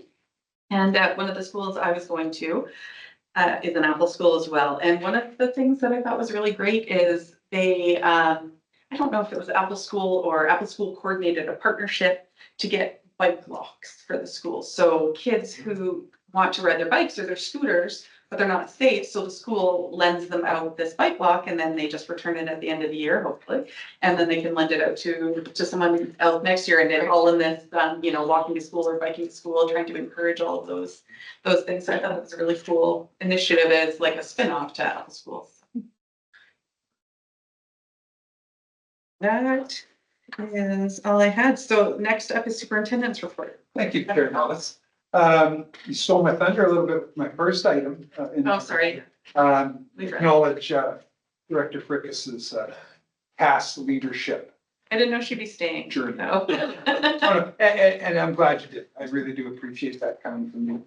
She hears it from me all the time. It's nice to hear from her. Mrs. Frickes has been on the CAS board, CAS executive for a couple of years now, and it's really exciting to see her preparing for the leadership role should be in next year. So as always, the items in my report, there's one item for action we'll kind of end on, but included for information, but a few things I want to highlight. On Friday was the 3D charity tournament, 3-on-3 soccer and 3-on-3 ball hockey tournament. I want to extend appreciation to Darren Foley from the Grand Prairie Composite High School, Dan Bishop from Aspen Grove School, and there are many colleagues on the board of the 3D Children's Society. who don't work for us and whose names I don't have memorized, for their organizational work. That is a big, big event for students, and it starts early, goes into the evening, and takes a lot of work. I want to extend appreciation to Associate Superintendent Olo Oladelli and our Director of Maintenance, Jeff Barron, for their work to support it. They arranged to have a sweeper come and clean off the parking lot, so it's pea gravel from the winter is gone. Work with the society to arrange for insurance coverage for the day, and it's a terrific event for a terrific cause, and it is the product of some really creative thinking going back years and years, like 20 years or so, or more. I think maybe 20, 25 or 26 years, and the collective efforts of a great deal of system staff, but it could not go without the work of our school staff and the parents and the students who facilitate being able to participate. So really do appreciate that work. 12-hour event. 12-hour event, yeah. Wow. So I want to thank those teachers who volunteered their time to be part of our social studies report card working group. I want to extend our significant appreciation to the many thousands of parents, almost 600 and almost 700 staff, and the thousands of students who participated in our annual division assurance survey. The participation rates continue to be very high. As I've shared some preliminary results in our report, one in particular I wanted to highlight is in our report last year, we identified a decrease in the satisfaction with the provision of supports for students with individual program plans or individual behavior support plans. The decrease in satisfaction of parents in their ability to engage in the development of those plans. And so I think one of the reasons we have such high participation rates is because the information in there matters, and we do something when it's not good. And last year's we did not appreciate the decrease. And so I want to thank Director Gorgachuk, and her and her learning support teachers were in this room all day today, doing some planning work, kind of wrap up this year and prepare for next year. I thank them for their leadership in this. Because our overall satisfaction with learner supports and engagement in the process went up significantly, and it went up significantly with parents and with staff satisfaction with the supports that are available to their students. And not only did the satisfaction results go up, it's an optional question for those parents who have students who have those plans. Only the parents of a child who has a individual program plan or a behavior support plan are asked that question. The response rate of the parents went up as well. And so Mrs. Frickus helped Mrs. Gorgachuk with their thought exchange, and I consider that result to be great. But what I'm really, really pleased to report on is the process that worked. We saw something concerning in those results last year. That was something we attended to, and as a result, we see that increased satisfaction. Our staff are continuing to develop the annual report that we put out publicly, and in August we will provide the Board of Trustees with the more detail, as we've done in the past, a PowerPoint presentation with the more detailed results in it. And I just wanted to make one, I didn't have it in my plan or in my report, but I wanted to make the connection. That survey is where we've also identified the need to continue to focus on helping parents and students understand what comes after high school, to understand what workplace readiness looks like. Where we hear in the open-ended comments about the need for more financial literacy. And again, there's Mrs. Frickus involved in building a plan to address some of those results. Yeah, I included just a really brief update. We got some information from Alberta Education on the Education Amendment Act of 2024 and how we got the clarity about regulations and the amendments that are coming to the Education Act. Our next step is to update our administrative procedures to capture all of that. More information will be shared with trustees, with school councils, probably not until the start of the year. I don't know. We've got our staff have a great start on it. If we can have that process finished and kind of vetted before the end of June, we'll share it out early just so people understand what the new rules will be like coming out, and for staff rather, coming back to school. But if not, then certainly in August, we will distribute that. Mr. Robinson, anything you'd add to that? Is that probably the best summary of that topic you've ever heard? Yeah, absolutely. I was reporting it. Leading question. Yes, boss. Oh, no, that was more a statement than a question. So, not looking forward necessarily to the changes, but looking forward to supporting our school communities to be able to navigate the changes. Now, before I move into the items for discussion or action, are there any other questions related to any of those other pieces I included in that report? No, Chair Nellis, none? that's Friday. Thank you, Linda. You have such excellent questions. That's what I meant.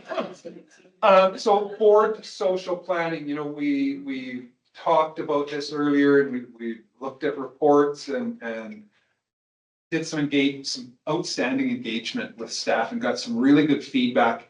And really, I just, in light of all of everything else that's going on, our organizing committee is still doing their regular jobs. And so we met a couple times, don't feel that there's time enough to do all of the work to try and make the trend, like the significantly transformational change.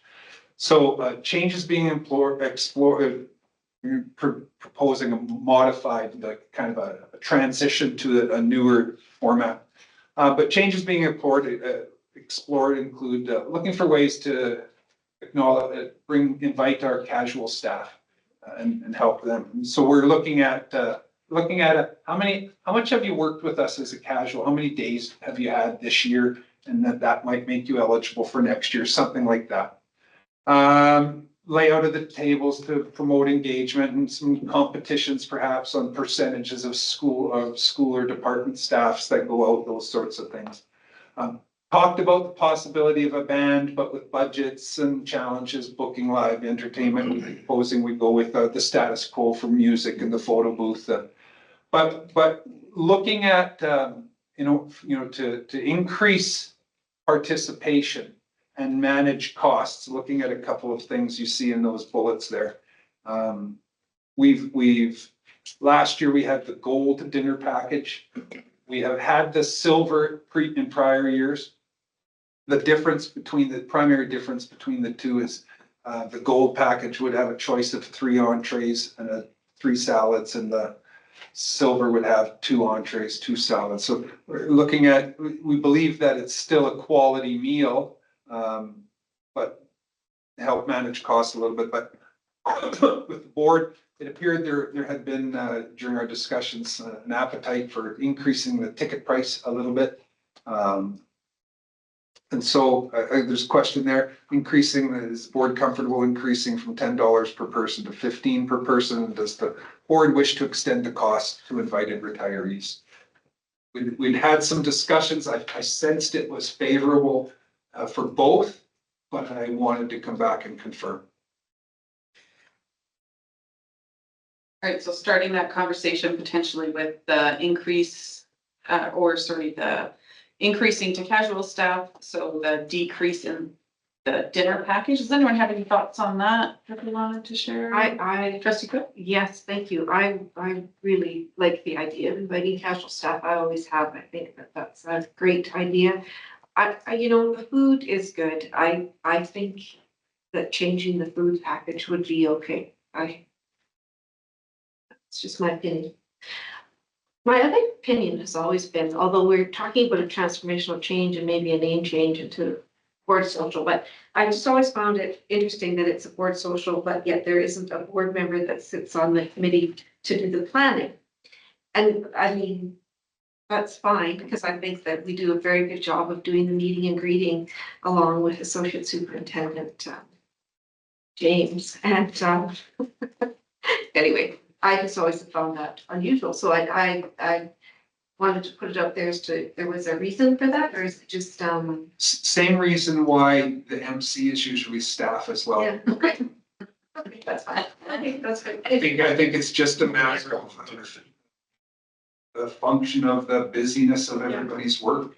We've got, it is a committee that is all here. Yeah, and it's a great committee. Don't get, it's no criticism at all. I so appreciate the committee, but it's just, it's always when it's, it's just that it's a bit of a misnomer, right?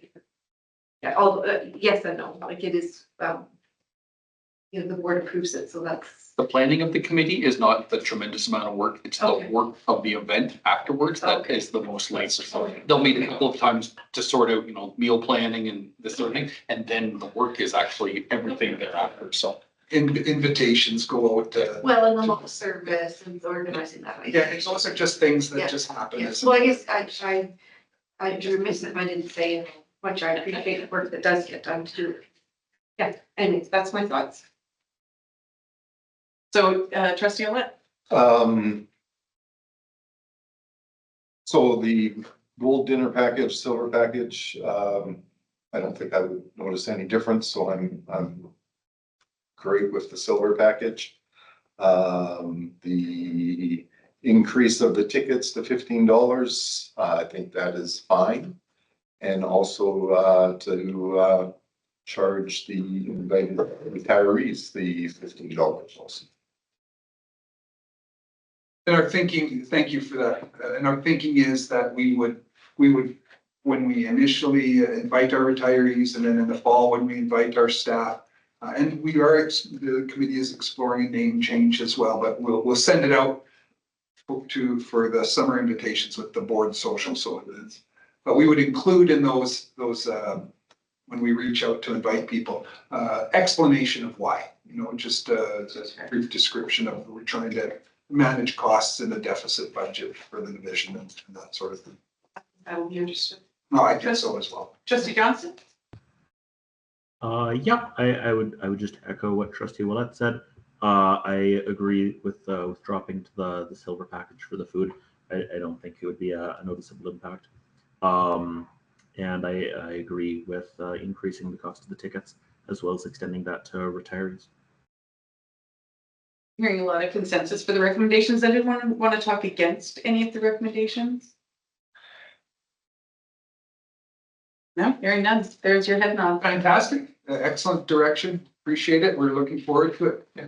This is Yeah. Deputy Superintendent Robinson's baby. we're going to call it the strut and strive. But It's taken. There was a teaser in the end about the new board and finishing off the transformation. It's just there's a little bit more work involved to think a bit bigger or creatively. Thank you. That's everything in my report. Associate Superintendent. Oh, yeah. Please. You're next. You're next. All right, thank you. So I have three, yes, four, Sharon, just stay with it, not yet.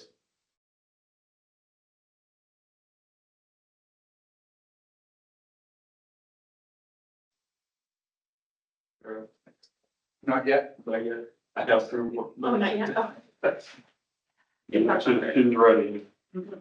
So the first one's the updates to the school fees. I think this came to the board about a month and a half ago.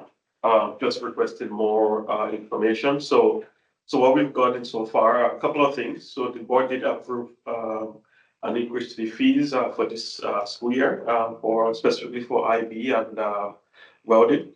So for the IB, what's happened is they've actually decided not to implement the fee for the 24-25 year and to grandfather those students, just to give enough time for the public to know about the fees, and also so just giving that it's new, just to give enough time for people to get used to the fees. So they've decided to defer it to the 25-26 school year.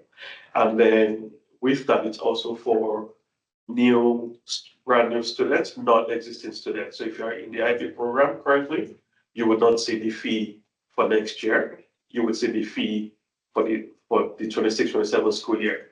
But if you're brand new to the IB, you would pay the fee. So they've just given it some time to be able to have the impact of the fee go through. And then the other thing in the report is the amount of participants so far over the last 3 years for the IB program. So you can see, some decent increase there over the last couple of years. So just provided that for information. I'm not sure if that kind of meets the request that the board's looking for. That's any question on that?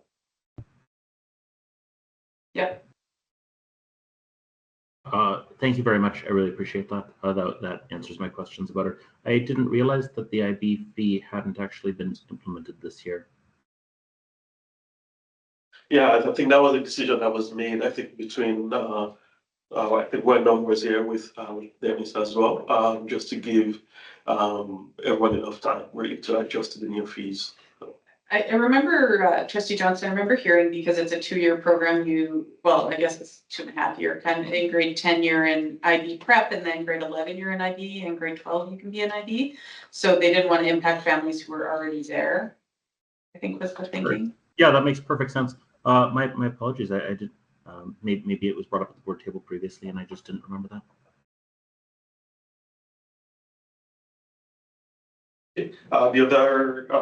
The second one does require a motion. It's the fee approval for the next school fees approval, for the next school year. So we've had a few schools that are looking to make some minor changes to their fees, primarily to just address the increase in cost of delivering those programs, just to cover some supplies and just to make sure that those fees cover their cost. The other thing for the summer school, we're looking to add $100 to the PE program for summer schools for the Bridge, Composite, and Charles Spencer. That's the big increase for the year. The rest are just standard fees to just make sure that they're covering their costs. And from speaking with with Riley, who talked to the school, just making sure that they follow the policy of speaking with the school council to make sure that the fees were reviewed with the council, and that's so that they did go through that process. Any questions on the fees that were presented? I have one question. The superintendent of Illinois, so I keep trying to give your job away. Associate is. So there's the Yeah. I'm actually kind of moving my way over there. I'm mixing it up, guys. Can you remind me of the process? For if students or families can't afford the cost of the school fees and how you address that? Especially they work with the principal and the principal would work with the parents. And if it is a receivable where they don't actually pay the fees, and I think it's almost the threat of graduation, but we actually don't stop that. It's nothing we really do on our end, but I think the principal works with the families to see if they can do it. There's 2 or 3 different kind of pathways through that. One is some parents will go to the principal or a teacher and say, we're having a hard time with fees. And if it's not the principal, they'll connect them to the principal. So we talk first about, okay, understand your situation. What can we do to help? Can we do monthly installments or some pay installments on some other schedule? Can we pay all in full later, or do you need them waived permanently? And that decision is not usually made at the start of the year, but usually after partway through the year, after trying to explore a couple of different things. Associate Superintendent Oladelli is right. A lot of people still talk about or think that the reality is if you don't pay your fees, you can't engage in the graduation ceremonies. there's Canadian case law that says you can't withhold that from a student. That's not equity, and that opportunity is one of those things that that is really a core value in our division. We don't support any kind of talk like that. So that's basically it. Sometimes somebody doesn't talk, and then we just find out as we start monitoring at the school level their fee collections, and sometimes it's the principal reaches out to someone and said, hey, I've noticed this fee is outstanding. Can we talk? And starts with a conversation, ends with kind of a collaborative plan. But it is part of, sorry, it's part of their SGM, so it's really up to the schools to make sure they collect their fees to kind of balance their budgets as well. So they do that extra work. Then when we have operationally, we have, I think, the expectation that if a principal is waiving a fee, that it's recorded in writing for the division, just, you know, for audit purposes. Any other questions about the fees? All right, then we're looking for a motion. Trustee Cook, I would move that the board of trustees approve the 2025-26 school fees as submitted. any discussion on that? All those in favor? That's passed. Thank you for that. Thank you. So the next item on the Oh, list, just, sorry. she's just gonna speak up. Okay. Go ahead. So the next item on the list is we're looking to transition our non-instructional benefits plan. Just given I think we switched about 3 years ago, and at the time that was primarily driven by the cost savings that Sun Life that we experienced in Sun Life. But what's happened over the last few years is the service is no longer there, right? And the compounding effect of those increases have not impact on the division's budget. So we've been looking at our options, and we've come to the conclusion that we're better off as a division to transition our benefit plans to ASCBP for a couple of reasons. Above and beyond the savings financially, there's also efficiencies from a staffing standpoint. We're right now having to manage on the teacher side, ASCBP, and having to manage on the non-instructional side, Sun Life. So there's a lot of times that could be saved from the staff upstairs from having to just learn one benefits program. And also at the school level, we've had comments about if someone has a question at the school level, they go to the principal, but the principal has a different plan, so they can't really answer the questions. So it has to come here. So we think by just combining everything and having just one single plan, I think it will be beneficial for the division and also upstairs from the payroll department.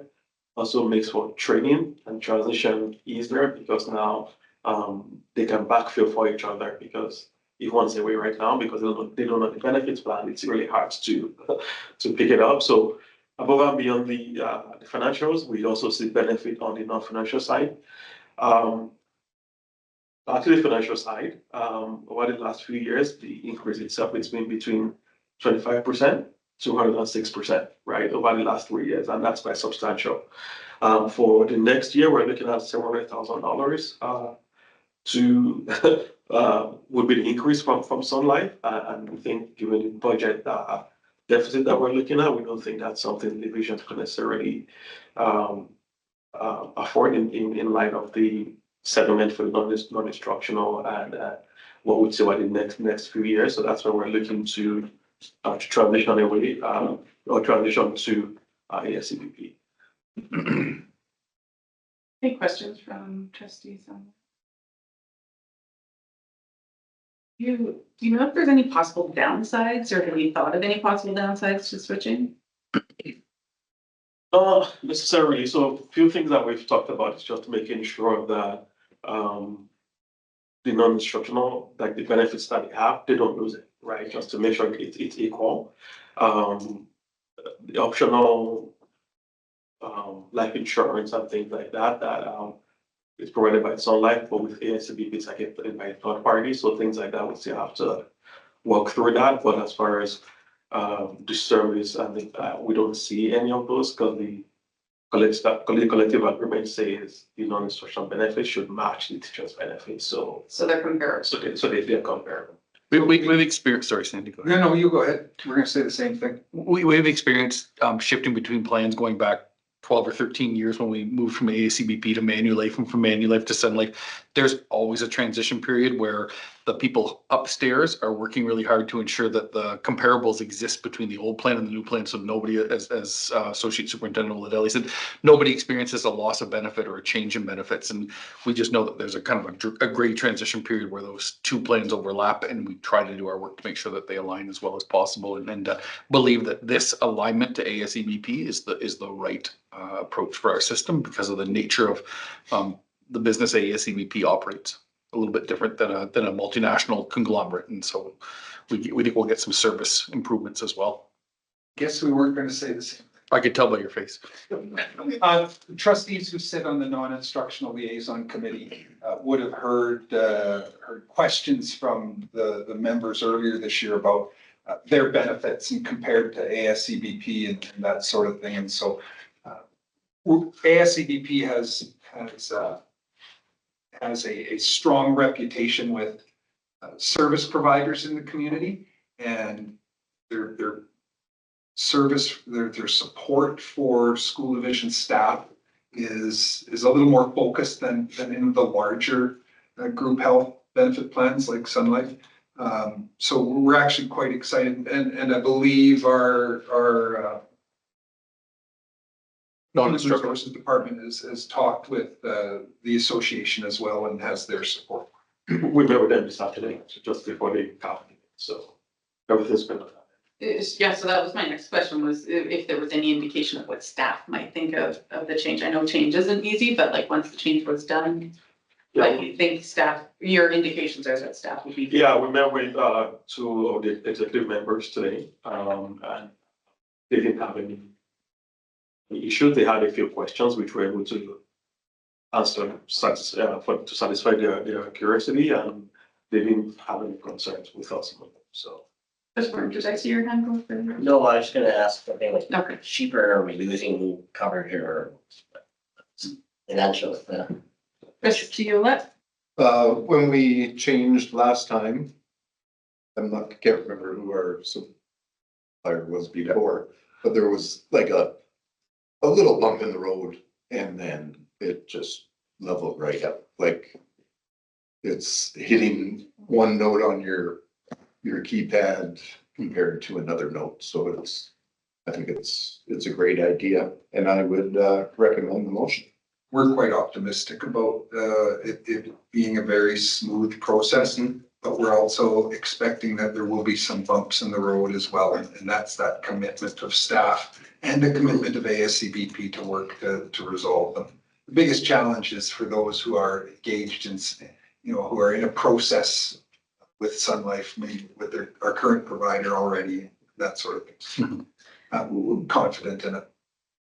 Did I hear you making a motion? I would like to make the motion that the board trustees approve the transfer of the division's non-instructional staff benefits from Sun Life Canada to ASEBP effective for the 25-26 school year. Thank you for that motion. Any discussion on that? Call the question, all in favor? But if I just make one point, why this is coming to the Board of Trustees for vote, for a motion. Why is it? Yeah, That was your question? it was supposed to be a question. Why don't you just tell us?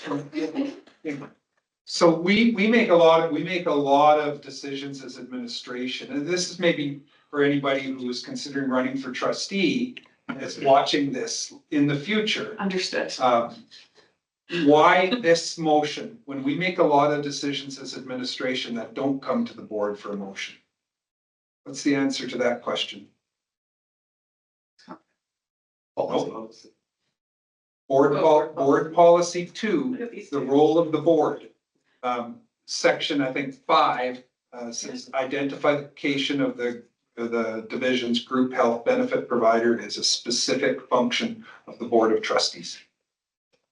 Perfect. Just gonna give Vice Chair Cook that. Thank you. Forgot the inflection at the end of that. Turn it into. You make it a question. Does that mean we all feel? She was just reading. No, I think the failure. modeled poorly. I think you guys just. She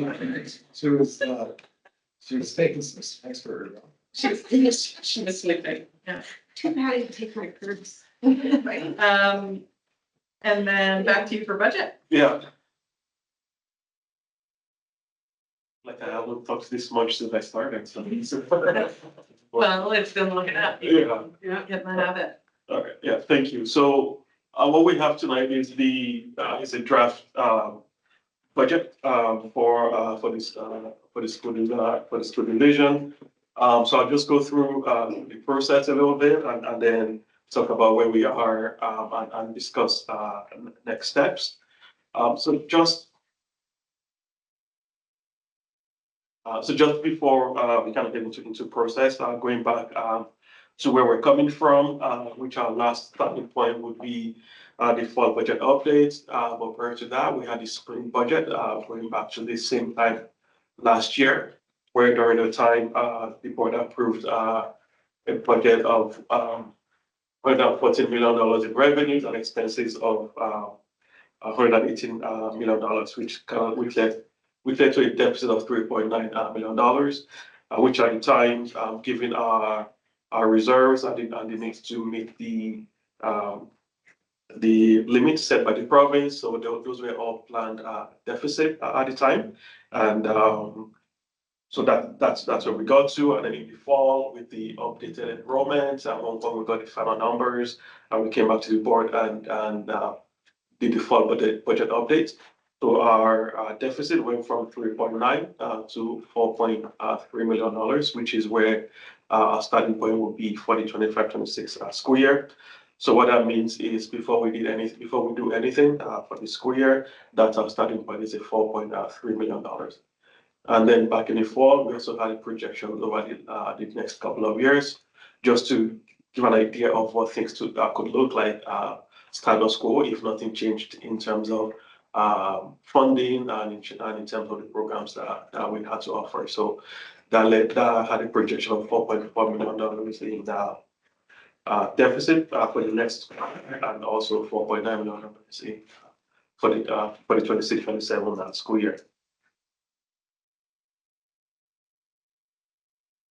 And so this the time just talked about the projected deficit that we're looking at, and what we're just trying to show there is if we kept going at the pace of the deficit by the end of the next school year, by the end of the 25-26 school year, we would basically have no reserves, right? Our reserve will be down to $1.3 million, and then for the following school year, we would actually be in negative. So obviously that was not that would not be accident. We will not be in a position to do that because we have to have a balanced budget. So we can put the pressure or the work for this next school year, which is kind of be the basis of our conversation going forward. But any questions before I move on to this year? That's it.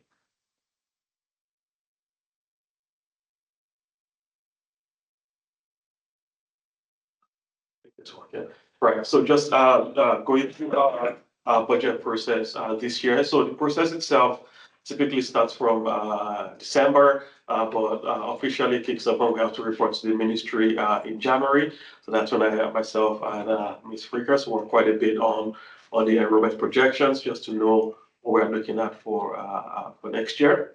And then come February, we get the provincial updates. So they basically let us know what our we look at the budget comes up for the province, and then we also get the budget development principles from the board that tells us how the board would like to see the budget developed. And then come March, Ms. Friedrich again works on preliminary staffing, working with the principals and just making sure that based on the enrollment projection and staffing, just to see what that could look like. just before we get our funding profile, which comes at the end of March. And then so we get the funding profile, we also get our funding manual that gives a lot of information on the actual funding profile. And then in April, we also have to submit our 3-year capital plan for this year. So which the board approved that, I believe, in March. And then what that means for the last couple of months between March and April, parts of this month, I'm working on developing the budget from 18 schools. The directors, system leadership working on preparing the budget for board to approve. And then that brings us to where we are right now, which is May 13th. Just giving a draft presentation to the board and to the public on where things are. So that's the process that we have so far. And then by the next board meeting, we'll be looking for the boards to approve the budget. Any questions on process?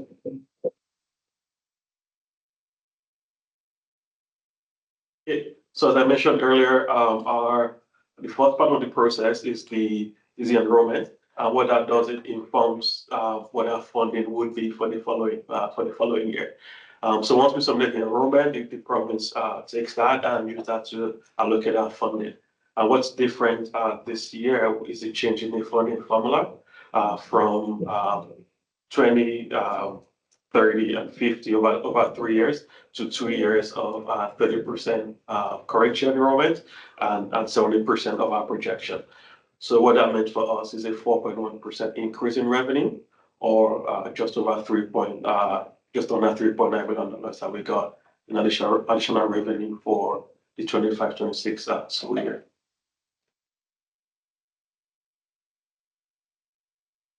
And then it just gives us an update on staffing, which is based on our actual enrollment for headcount for this school year. So for next year, we're looking at about a 1.4% enrollment growth from 8,931 to 9,956. And the staffing is relatively about the same.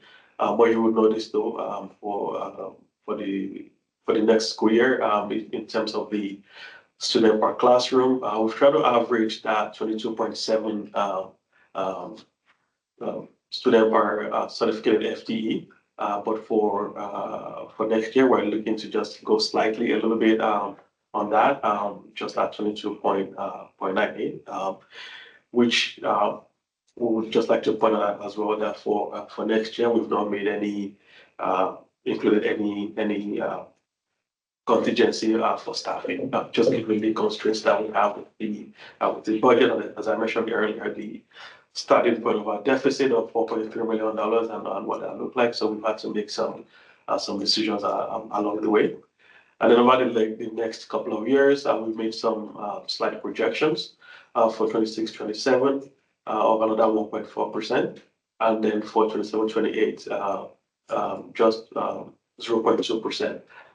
That's based on Burger and information we have as of today, but we think those could change. And I think by the time we meet again in December, we'll review that and see if we need to change the projection for the next school year. But this is just based on Burger that we used to kind of help us come up with what enrollment could look like for the future.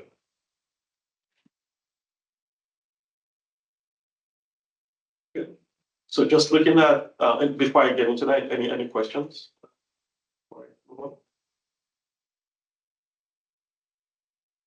Okay. So just looking at the changes in revenue. So again, this is being compared to the fall budget, not the spring budget. So this is the most recent budget that was approved by the board. So we're looking at a net increase of $1.9 million for the year. So within our revenue, as we mentioned before, we've seen a loss in funding for the Jordan's Principal program, so which is about $1.8 million, and which would affect 56 EAs that we've had to just given that the programs have been discontinued, so that's having an impact on the division. And then we've also a net increase from our funding from the province. That's just under $4.1 million.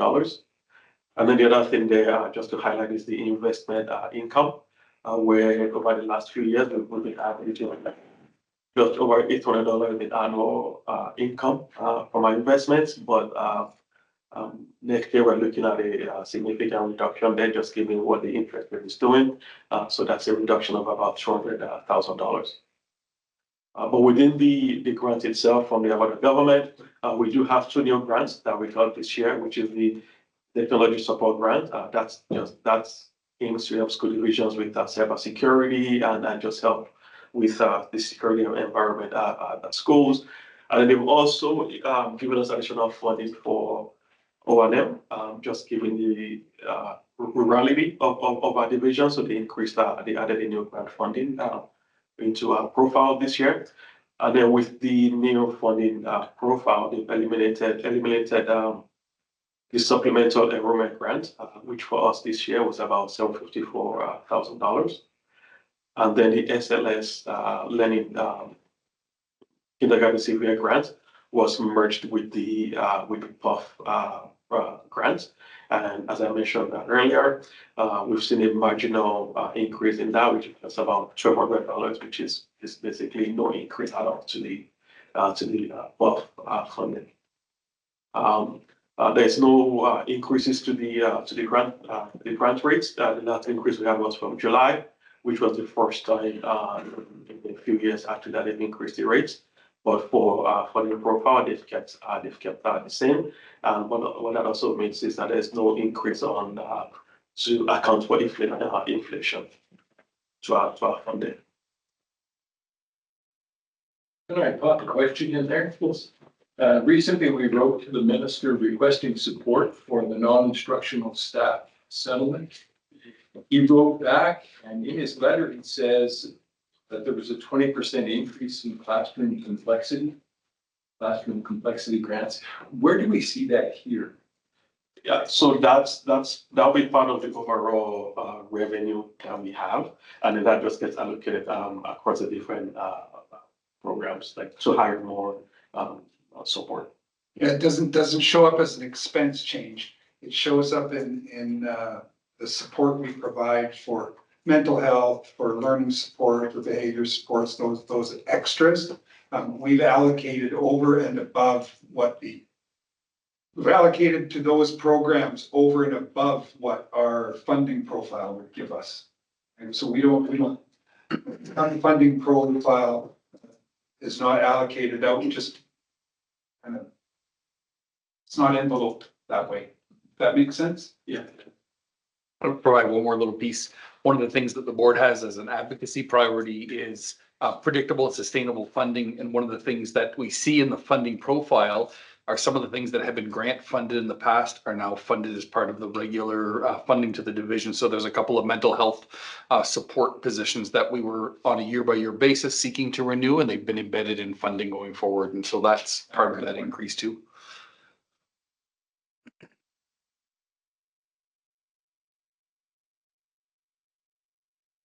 Looking at changes to our expenses for the year, the first part of the changes to the cost is our staff cost, right? So which is grouped into 2. We have the non-instructional and the instructional certificated instructional staff.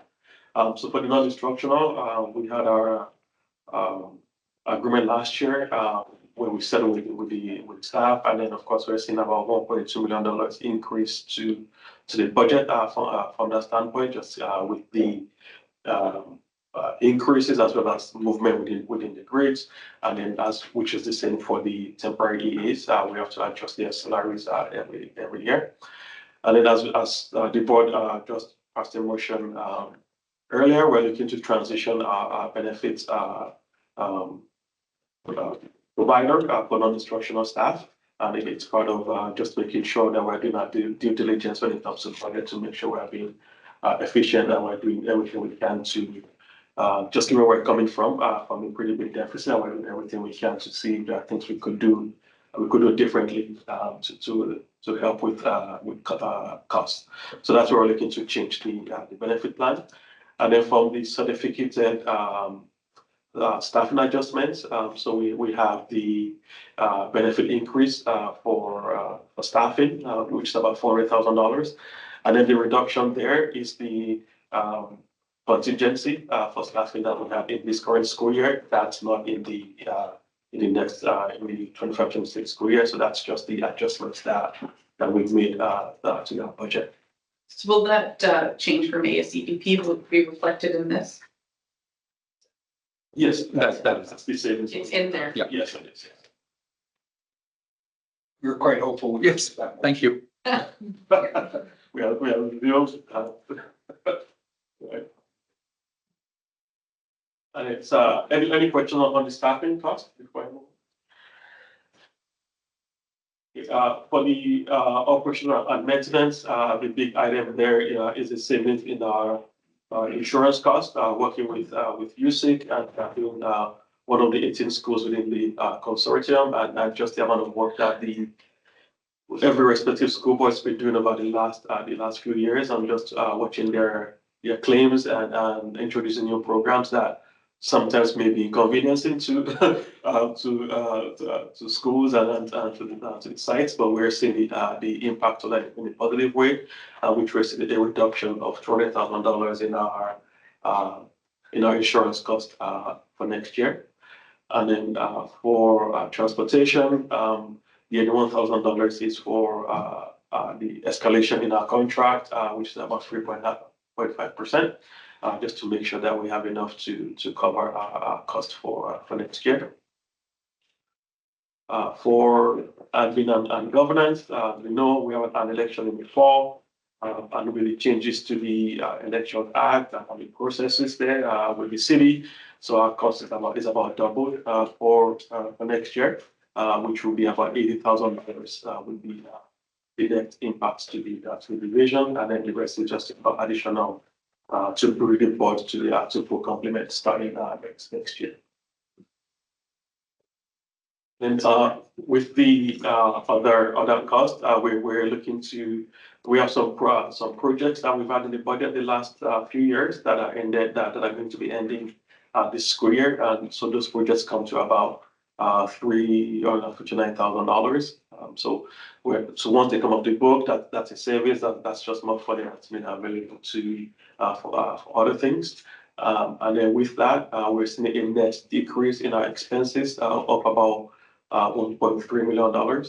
But the big caution there is that $1.8 million of that is insurance principal. So, but the net slight increase on the expense.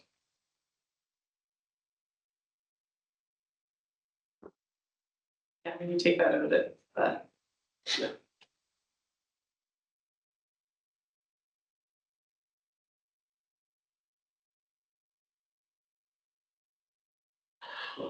So, so again, looking at, I think I'm missing a slide, about some of the new projects that we've added to the budget. So these are the new requests that we, not this slide, I'm just talking off the top of my head, right? It's not on here, so apologies. So part of the budget process, so I've kind of been going through is we review what we have from a revenue standpoint, what's changed. From an expense standpoint, what can we control? What do we have to do? And then we look at any new requests that we get from system leadership. And for this year, we had about $2.7 million in requests. Some of that includes new programs, and some of that also include to continue some of the programs that's already existing. So when we met and we did the first review of those expenses, we reduced them to just under $516,000. And then again, that's the first cut, and we'll be doing additional review of those programs just to see which ones will make it to the final budget that we'll be approving at the end of the month. And then just back to this slide. This slide just shows some of the savings that we've seen that we've kind of implemented in the draft budget for next year. The biggest one there would be the intervention programming for which is seen a reduction of $570,000. So going back to the last budget, we had so the conversation was had about the future of that program, what that looked like. The total cost to the division was about $1.2 million. And so that was part of the conversation for this year's budget to see what that would look like going forward. But part of the conversation that we had was not necessarily eliminate the program fully, but how could we reimagine the program to make sure that the kids that do benefit from the program continue to benefit.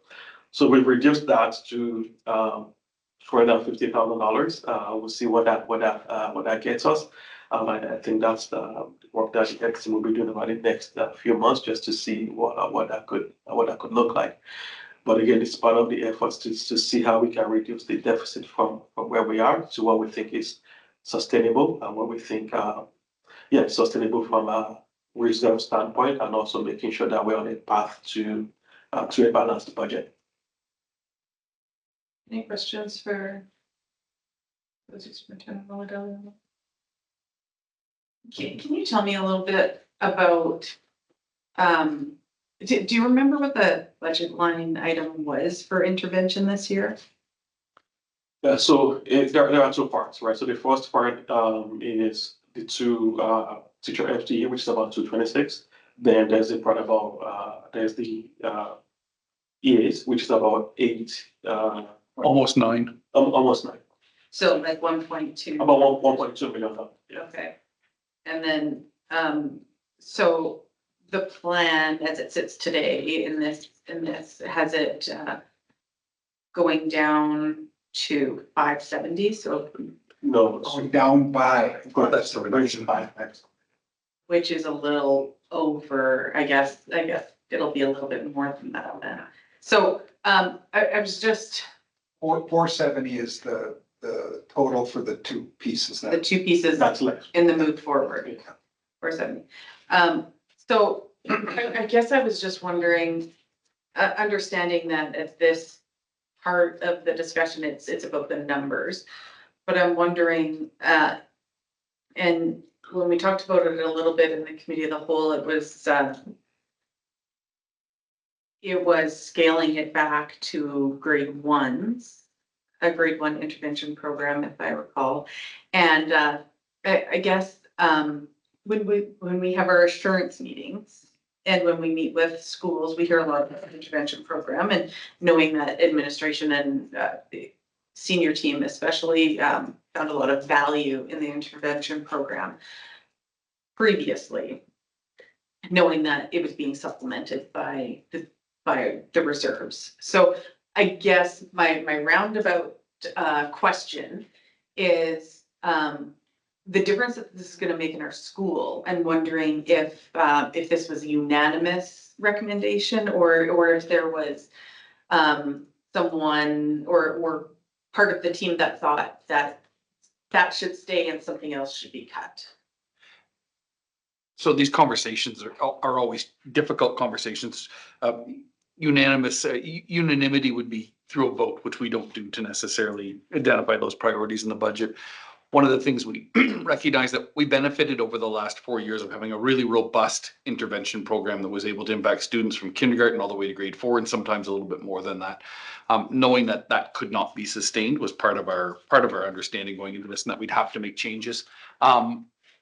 So the task for Director Cruz and her team was to say, if it needed to look different, what could it look like and still impact students? And one of the things we know is that the earlier you're able to impact or intervene with students, the better it is. And so their prioritization was kindergarten and grade 1. What that looks like is yet to be determined, and as Superintendent McDonald alluded to in a different meeting, whether that's a team that travels on an itinerant basis throughout the division, or we're able to meet needs through a different structure. There's no doubt that there will be less intervention in our schools because we have less than half the EAs that we had in the past delivering programming. One of the things we did preserve throughout the process is the teacher leads who have the ability to impact teacher practice on a classroom by classroom basis. And we decided that was a priority for us to be able to impact the practice of teachers, because we learned throughout intervention that the model we had was shifting practice for classroom instruction as well, and we need that to continue to be able to support all learners in the classroom. So prioritizing the teacher leads in that situation, and then making sure we have a team of education assistants who can provide that necessary intervention at kindergarten and grade 1 was the structure that we landed on as having the most impact, given the reality of our situation. Knowing that we have close to $500,000 that we're able to allocate in the budget for intervention is something that, you know, it's not like it was, but we're certainly happy with the allocation we have to be able to go and continue to do that important work. In terms of the conversations, it took lots to get there because of all of the things that we talked about. That's probably the most impactful in our schools, and the one that will have the most observable change in our system is the change in intervention. Sustaining the work with teachers is a priority, and making sure that we can do early intervention is still there. It's just not what it looked like over the last couple of years, which itself was substantially more than we've ever had in the past. And so we had a benefit during COVID around some budget advantages, some of it funded by the province, some of it self-funded by us. We always knew that we would end up having to make it look different at some point. And this, we think, is the best solution at this point that we can come up with. I understand what you're saying, and that all makes sense. I suppose,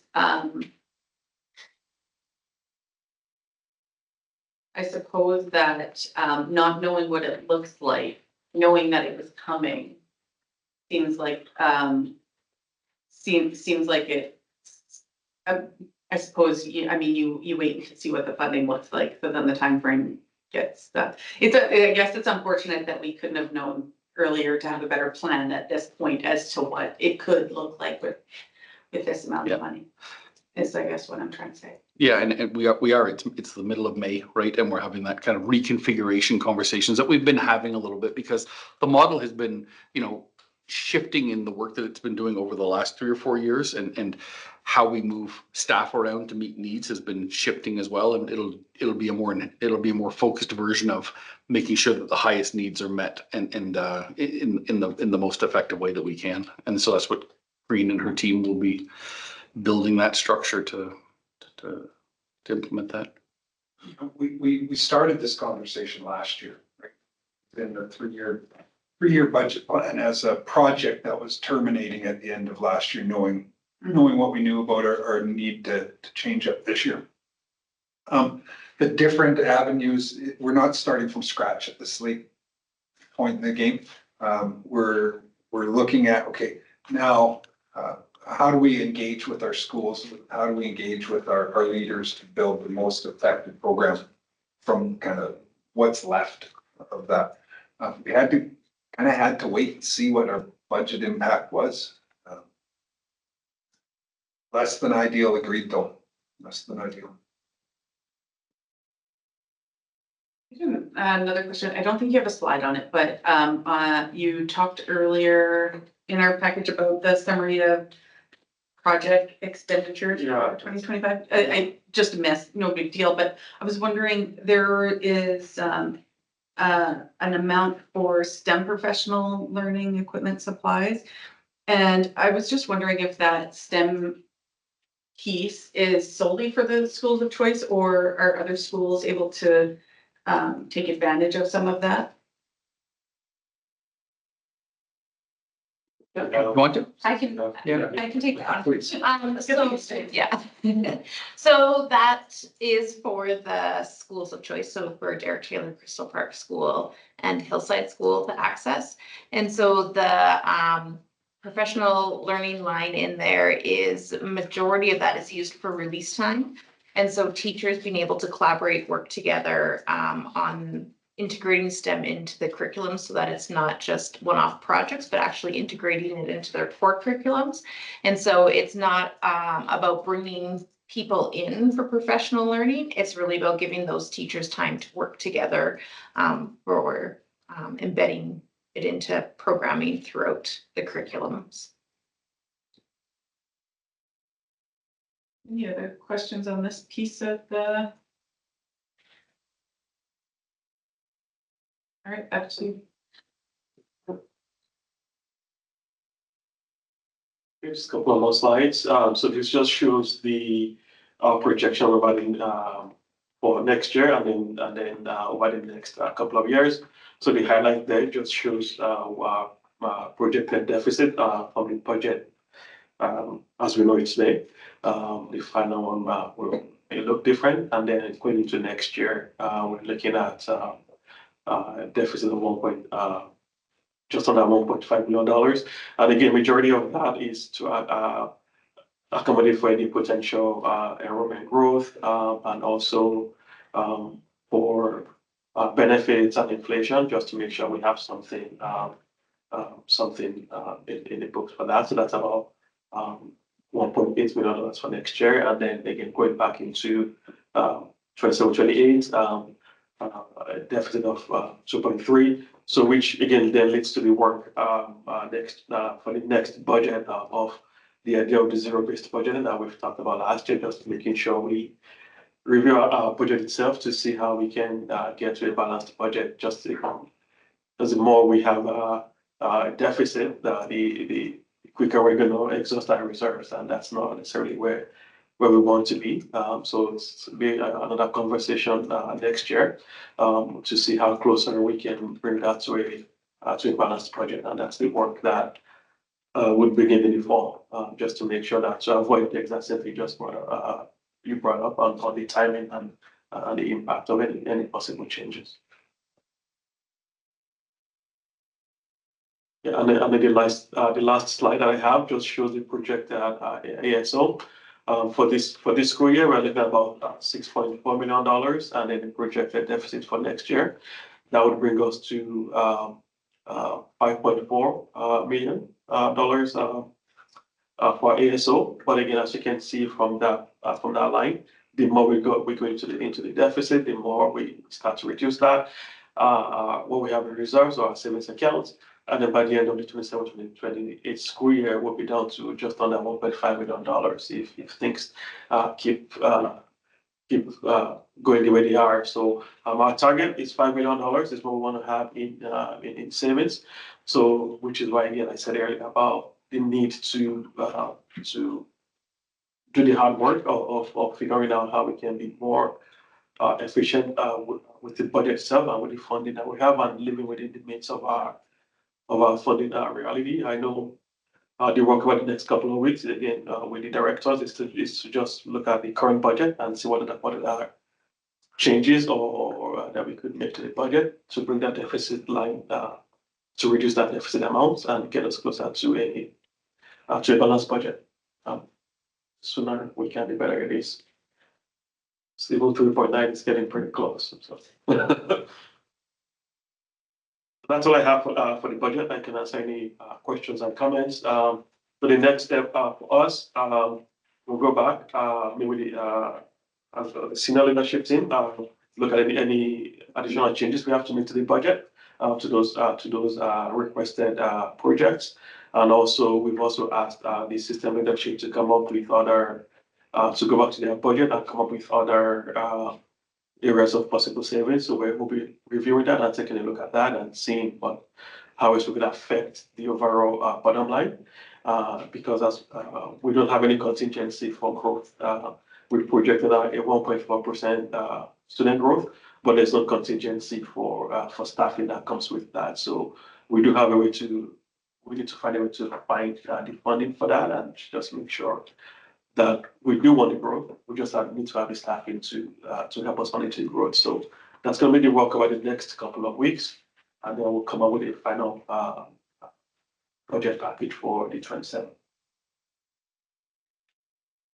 So just to make sure my understanding is 100%, you're saying in the next few weeks, you want your team want to have a contingency fund for the growth. Ideally, yes. So what, right? Sorry, yeah, go ahead. So what that looks like is something we're talking about. If it's something that we have a slight deficit now and then come back to the budget in the fall in terms of we want to look at the reserves and see what we can do there. And once we know what the actual growth is, we also know there may be some announcements over the next few months that could change that. So we're just trying to wait and see what that looks like. But ideally, yes, we would like to have funding for contingency for growth.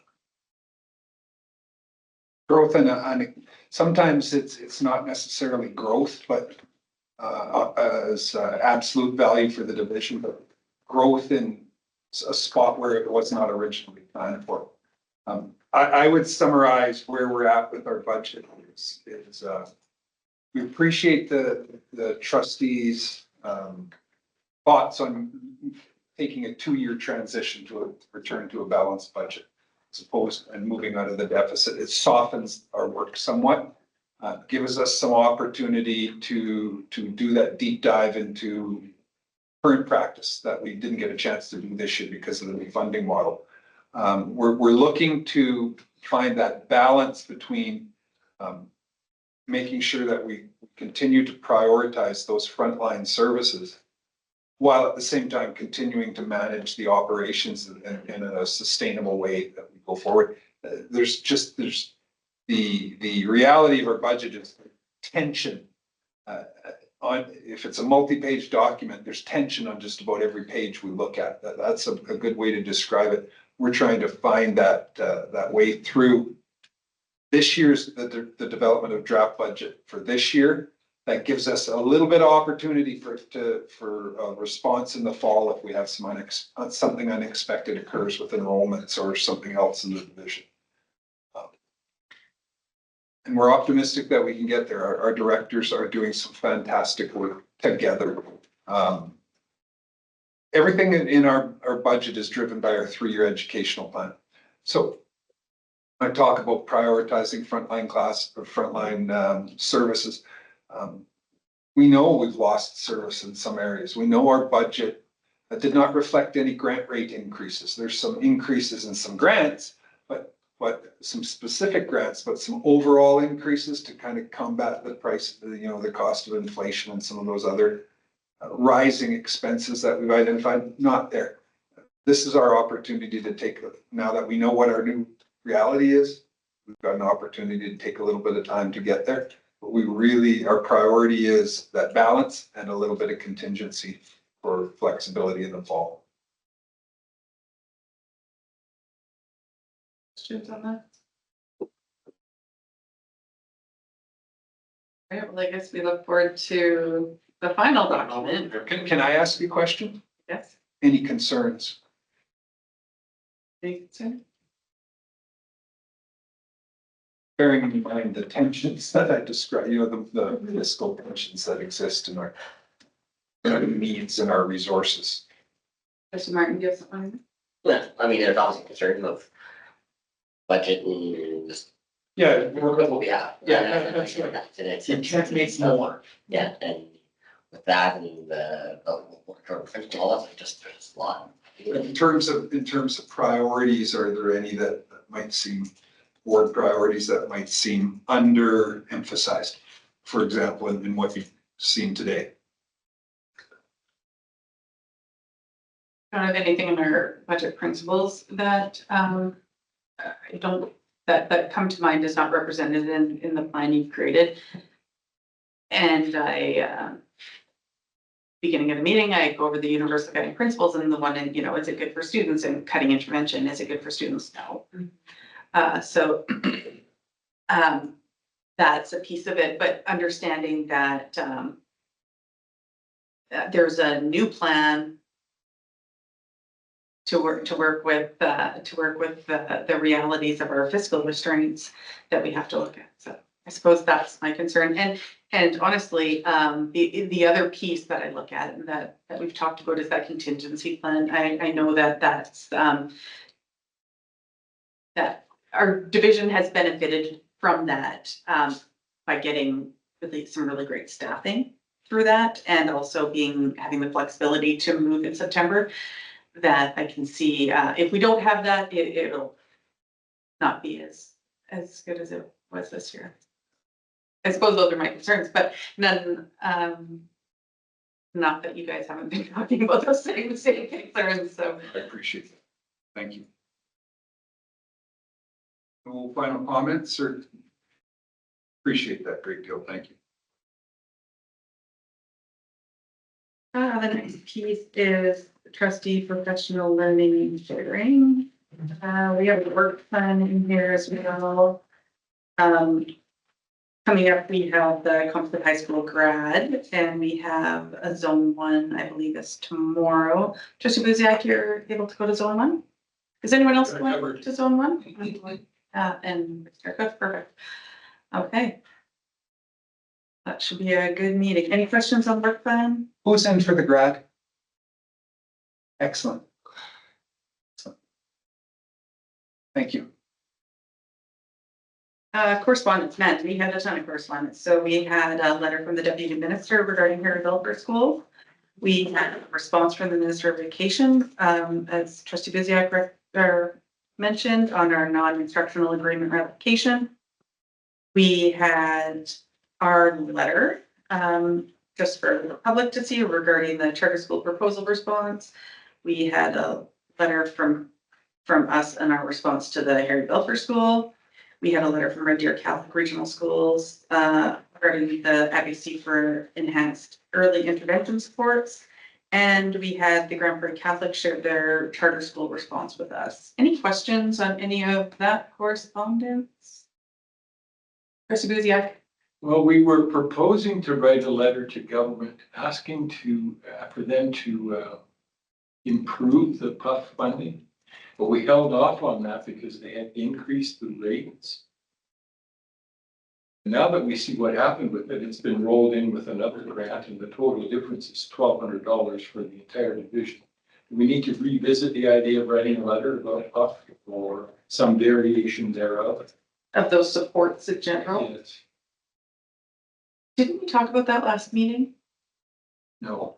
No, it was the last meeting when we delayed it. No, we had to talk about going forward with it and Mrs. Westward and I have taken a couple cracks at a draft. But would seek some direction on what we want to actually put forward as a letter because one of the things we were in a conversation with Superintendent McDonald is we've got a couple of irons in the fire a little bit. So one, PUF funding remains unchanged for the most part, right? Overall, we do think it could be more and it should be more to provide us with flexibility. We've also got some communications out there about Harry Belfer School that we're waiting on with our from the minister and a couple of other things that we don't know if now is the time to put a letter out there advocating for a change, or it comes through advocacy and closer to their connectedness around when they make budgeting decisions. We have a more opportune time to communicate that because it's more than PUF funding. It's about specialized learning grants in general, which if you look at our division, we allocate more to specialized learning than we receive in funding in general. So PUF's a part of it, but in general, inclusive education is something that we think a more robust response looking at everything would be maybe perhaps better. That's a good way to describe it. The request came from a third-party group asking if we'd like to join in.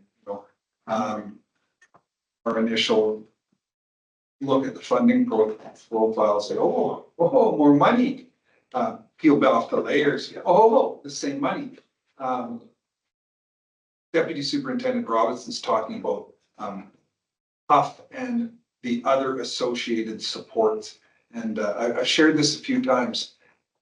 I consider the focus on increasing specific grants as opposed to increasing the base grant, a strategy that doesn't support division's best interests. You know, our expenses are the total of our expenses, not just our expenses in any one of those target areas. We also saw reference to that in the minister's response to the request for support for non-instructional settlement. Well, you've got reserves, you can use those. So truly we do, but we can't use them forever. And so pulling back and having maybe a committee meeting or a committee of the whole meeting or a discussion on how best to approach that might actually be a little more advantageous. Although certainly, I defer to the will of the board on that. That will be down the road sometime. Well, I could do the committee of the whole. I don't know if we have a committee of the whole scheduled for May 27th. Advocacy and engagement meets again on the 10th. They sometimes do that. There's lots of different ways. Down the road doesn't have to be down a long road. Any thoughts on that? I'm not seeing any hands jump up, but I suppose my thought would be the fact that we had a motion and then last meeting we talked about, talked about doing the letter and changing it up a bit. Makes me think that maybe doing that committee of the whole on the 27th and attacking that sooner than later is probably what the board's interest would be, since there was already some discussion on that. We could, administration could bring back some, include in the package, some thoughts for consideration, help your thinking going into that. Well, I think your thinking is gonna be vital to that conversation, because the changes are something that you guys were You talking. looked at me when you said your, but I think you wanted to. I meant Jane, whoever he is. Associate Superintendent Robinson. I try to plan that. Tell you whatever I want. Yeah, advocating for increased funding is a great idea. Start with that. So let's see how specifically. So, does everyone agree with that? Yeah, I mean, realistically, there's an opportunity there to, in that advocacy, to talk about the real impact on things like intervention that we're not able to support the same way we would if funding looks different, right? So we could bring lots of different impacts into that. okay, well, let's do that on the 27th then, that's a great idea. Yeah, I agree with that approach. Perfect. Any other questions on the correspondence? All right, then I'm looking for a motion to go in camera. Vice Chair Cook. Any discussion? All those in favor? Perfect.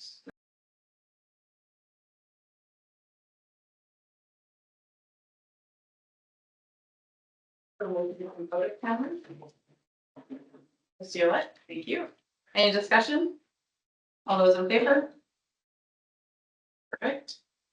There was no actions arising from the in-camera discussion, and were there any actions arising from the presentation? I don't believe there was. All right, well then we will call this meeting adjourned at 9:01 PM. Thanks, everyone.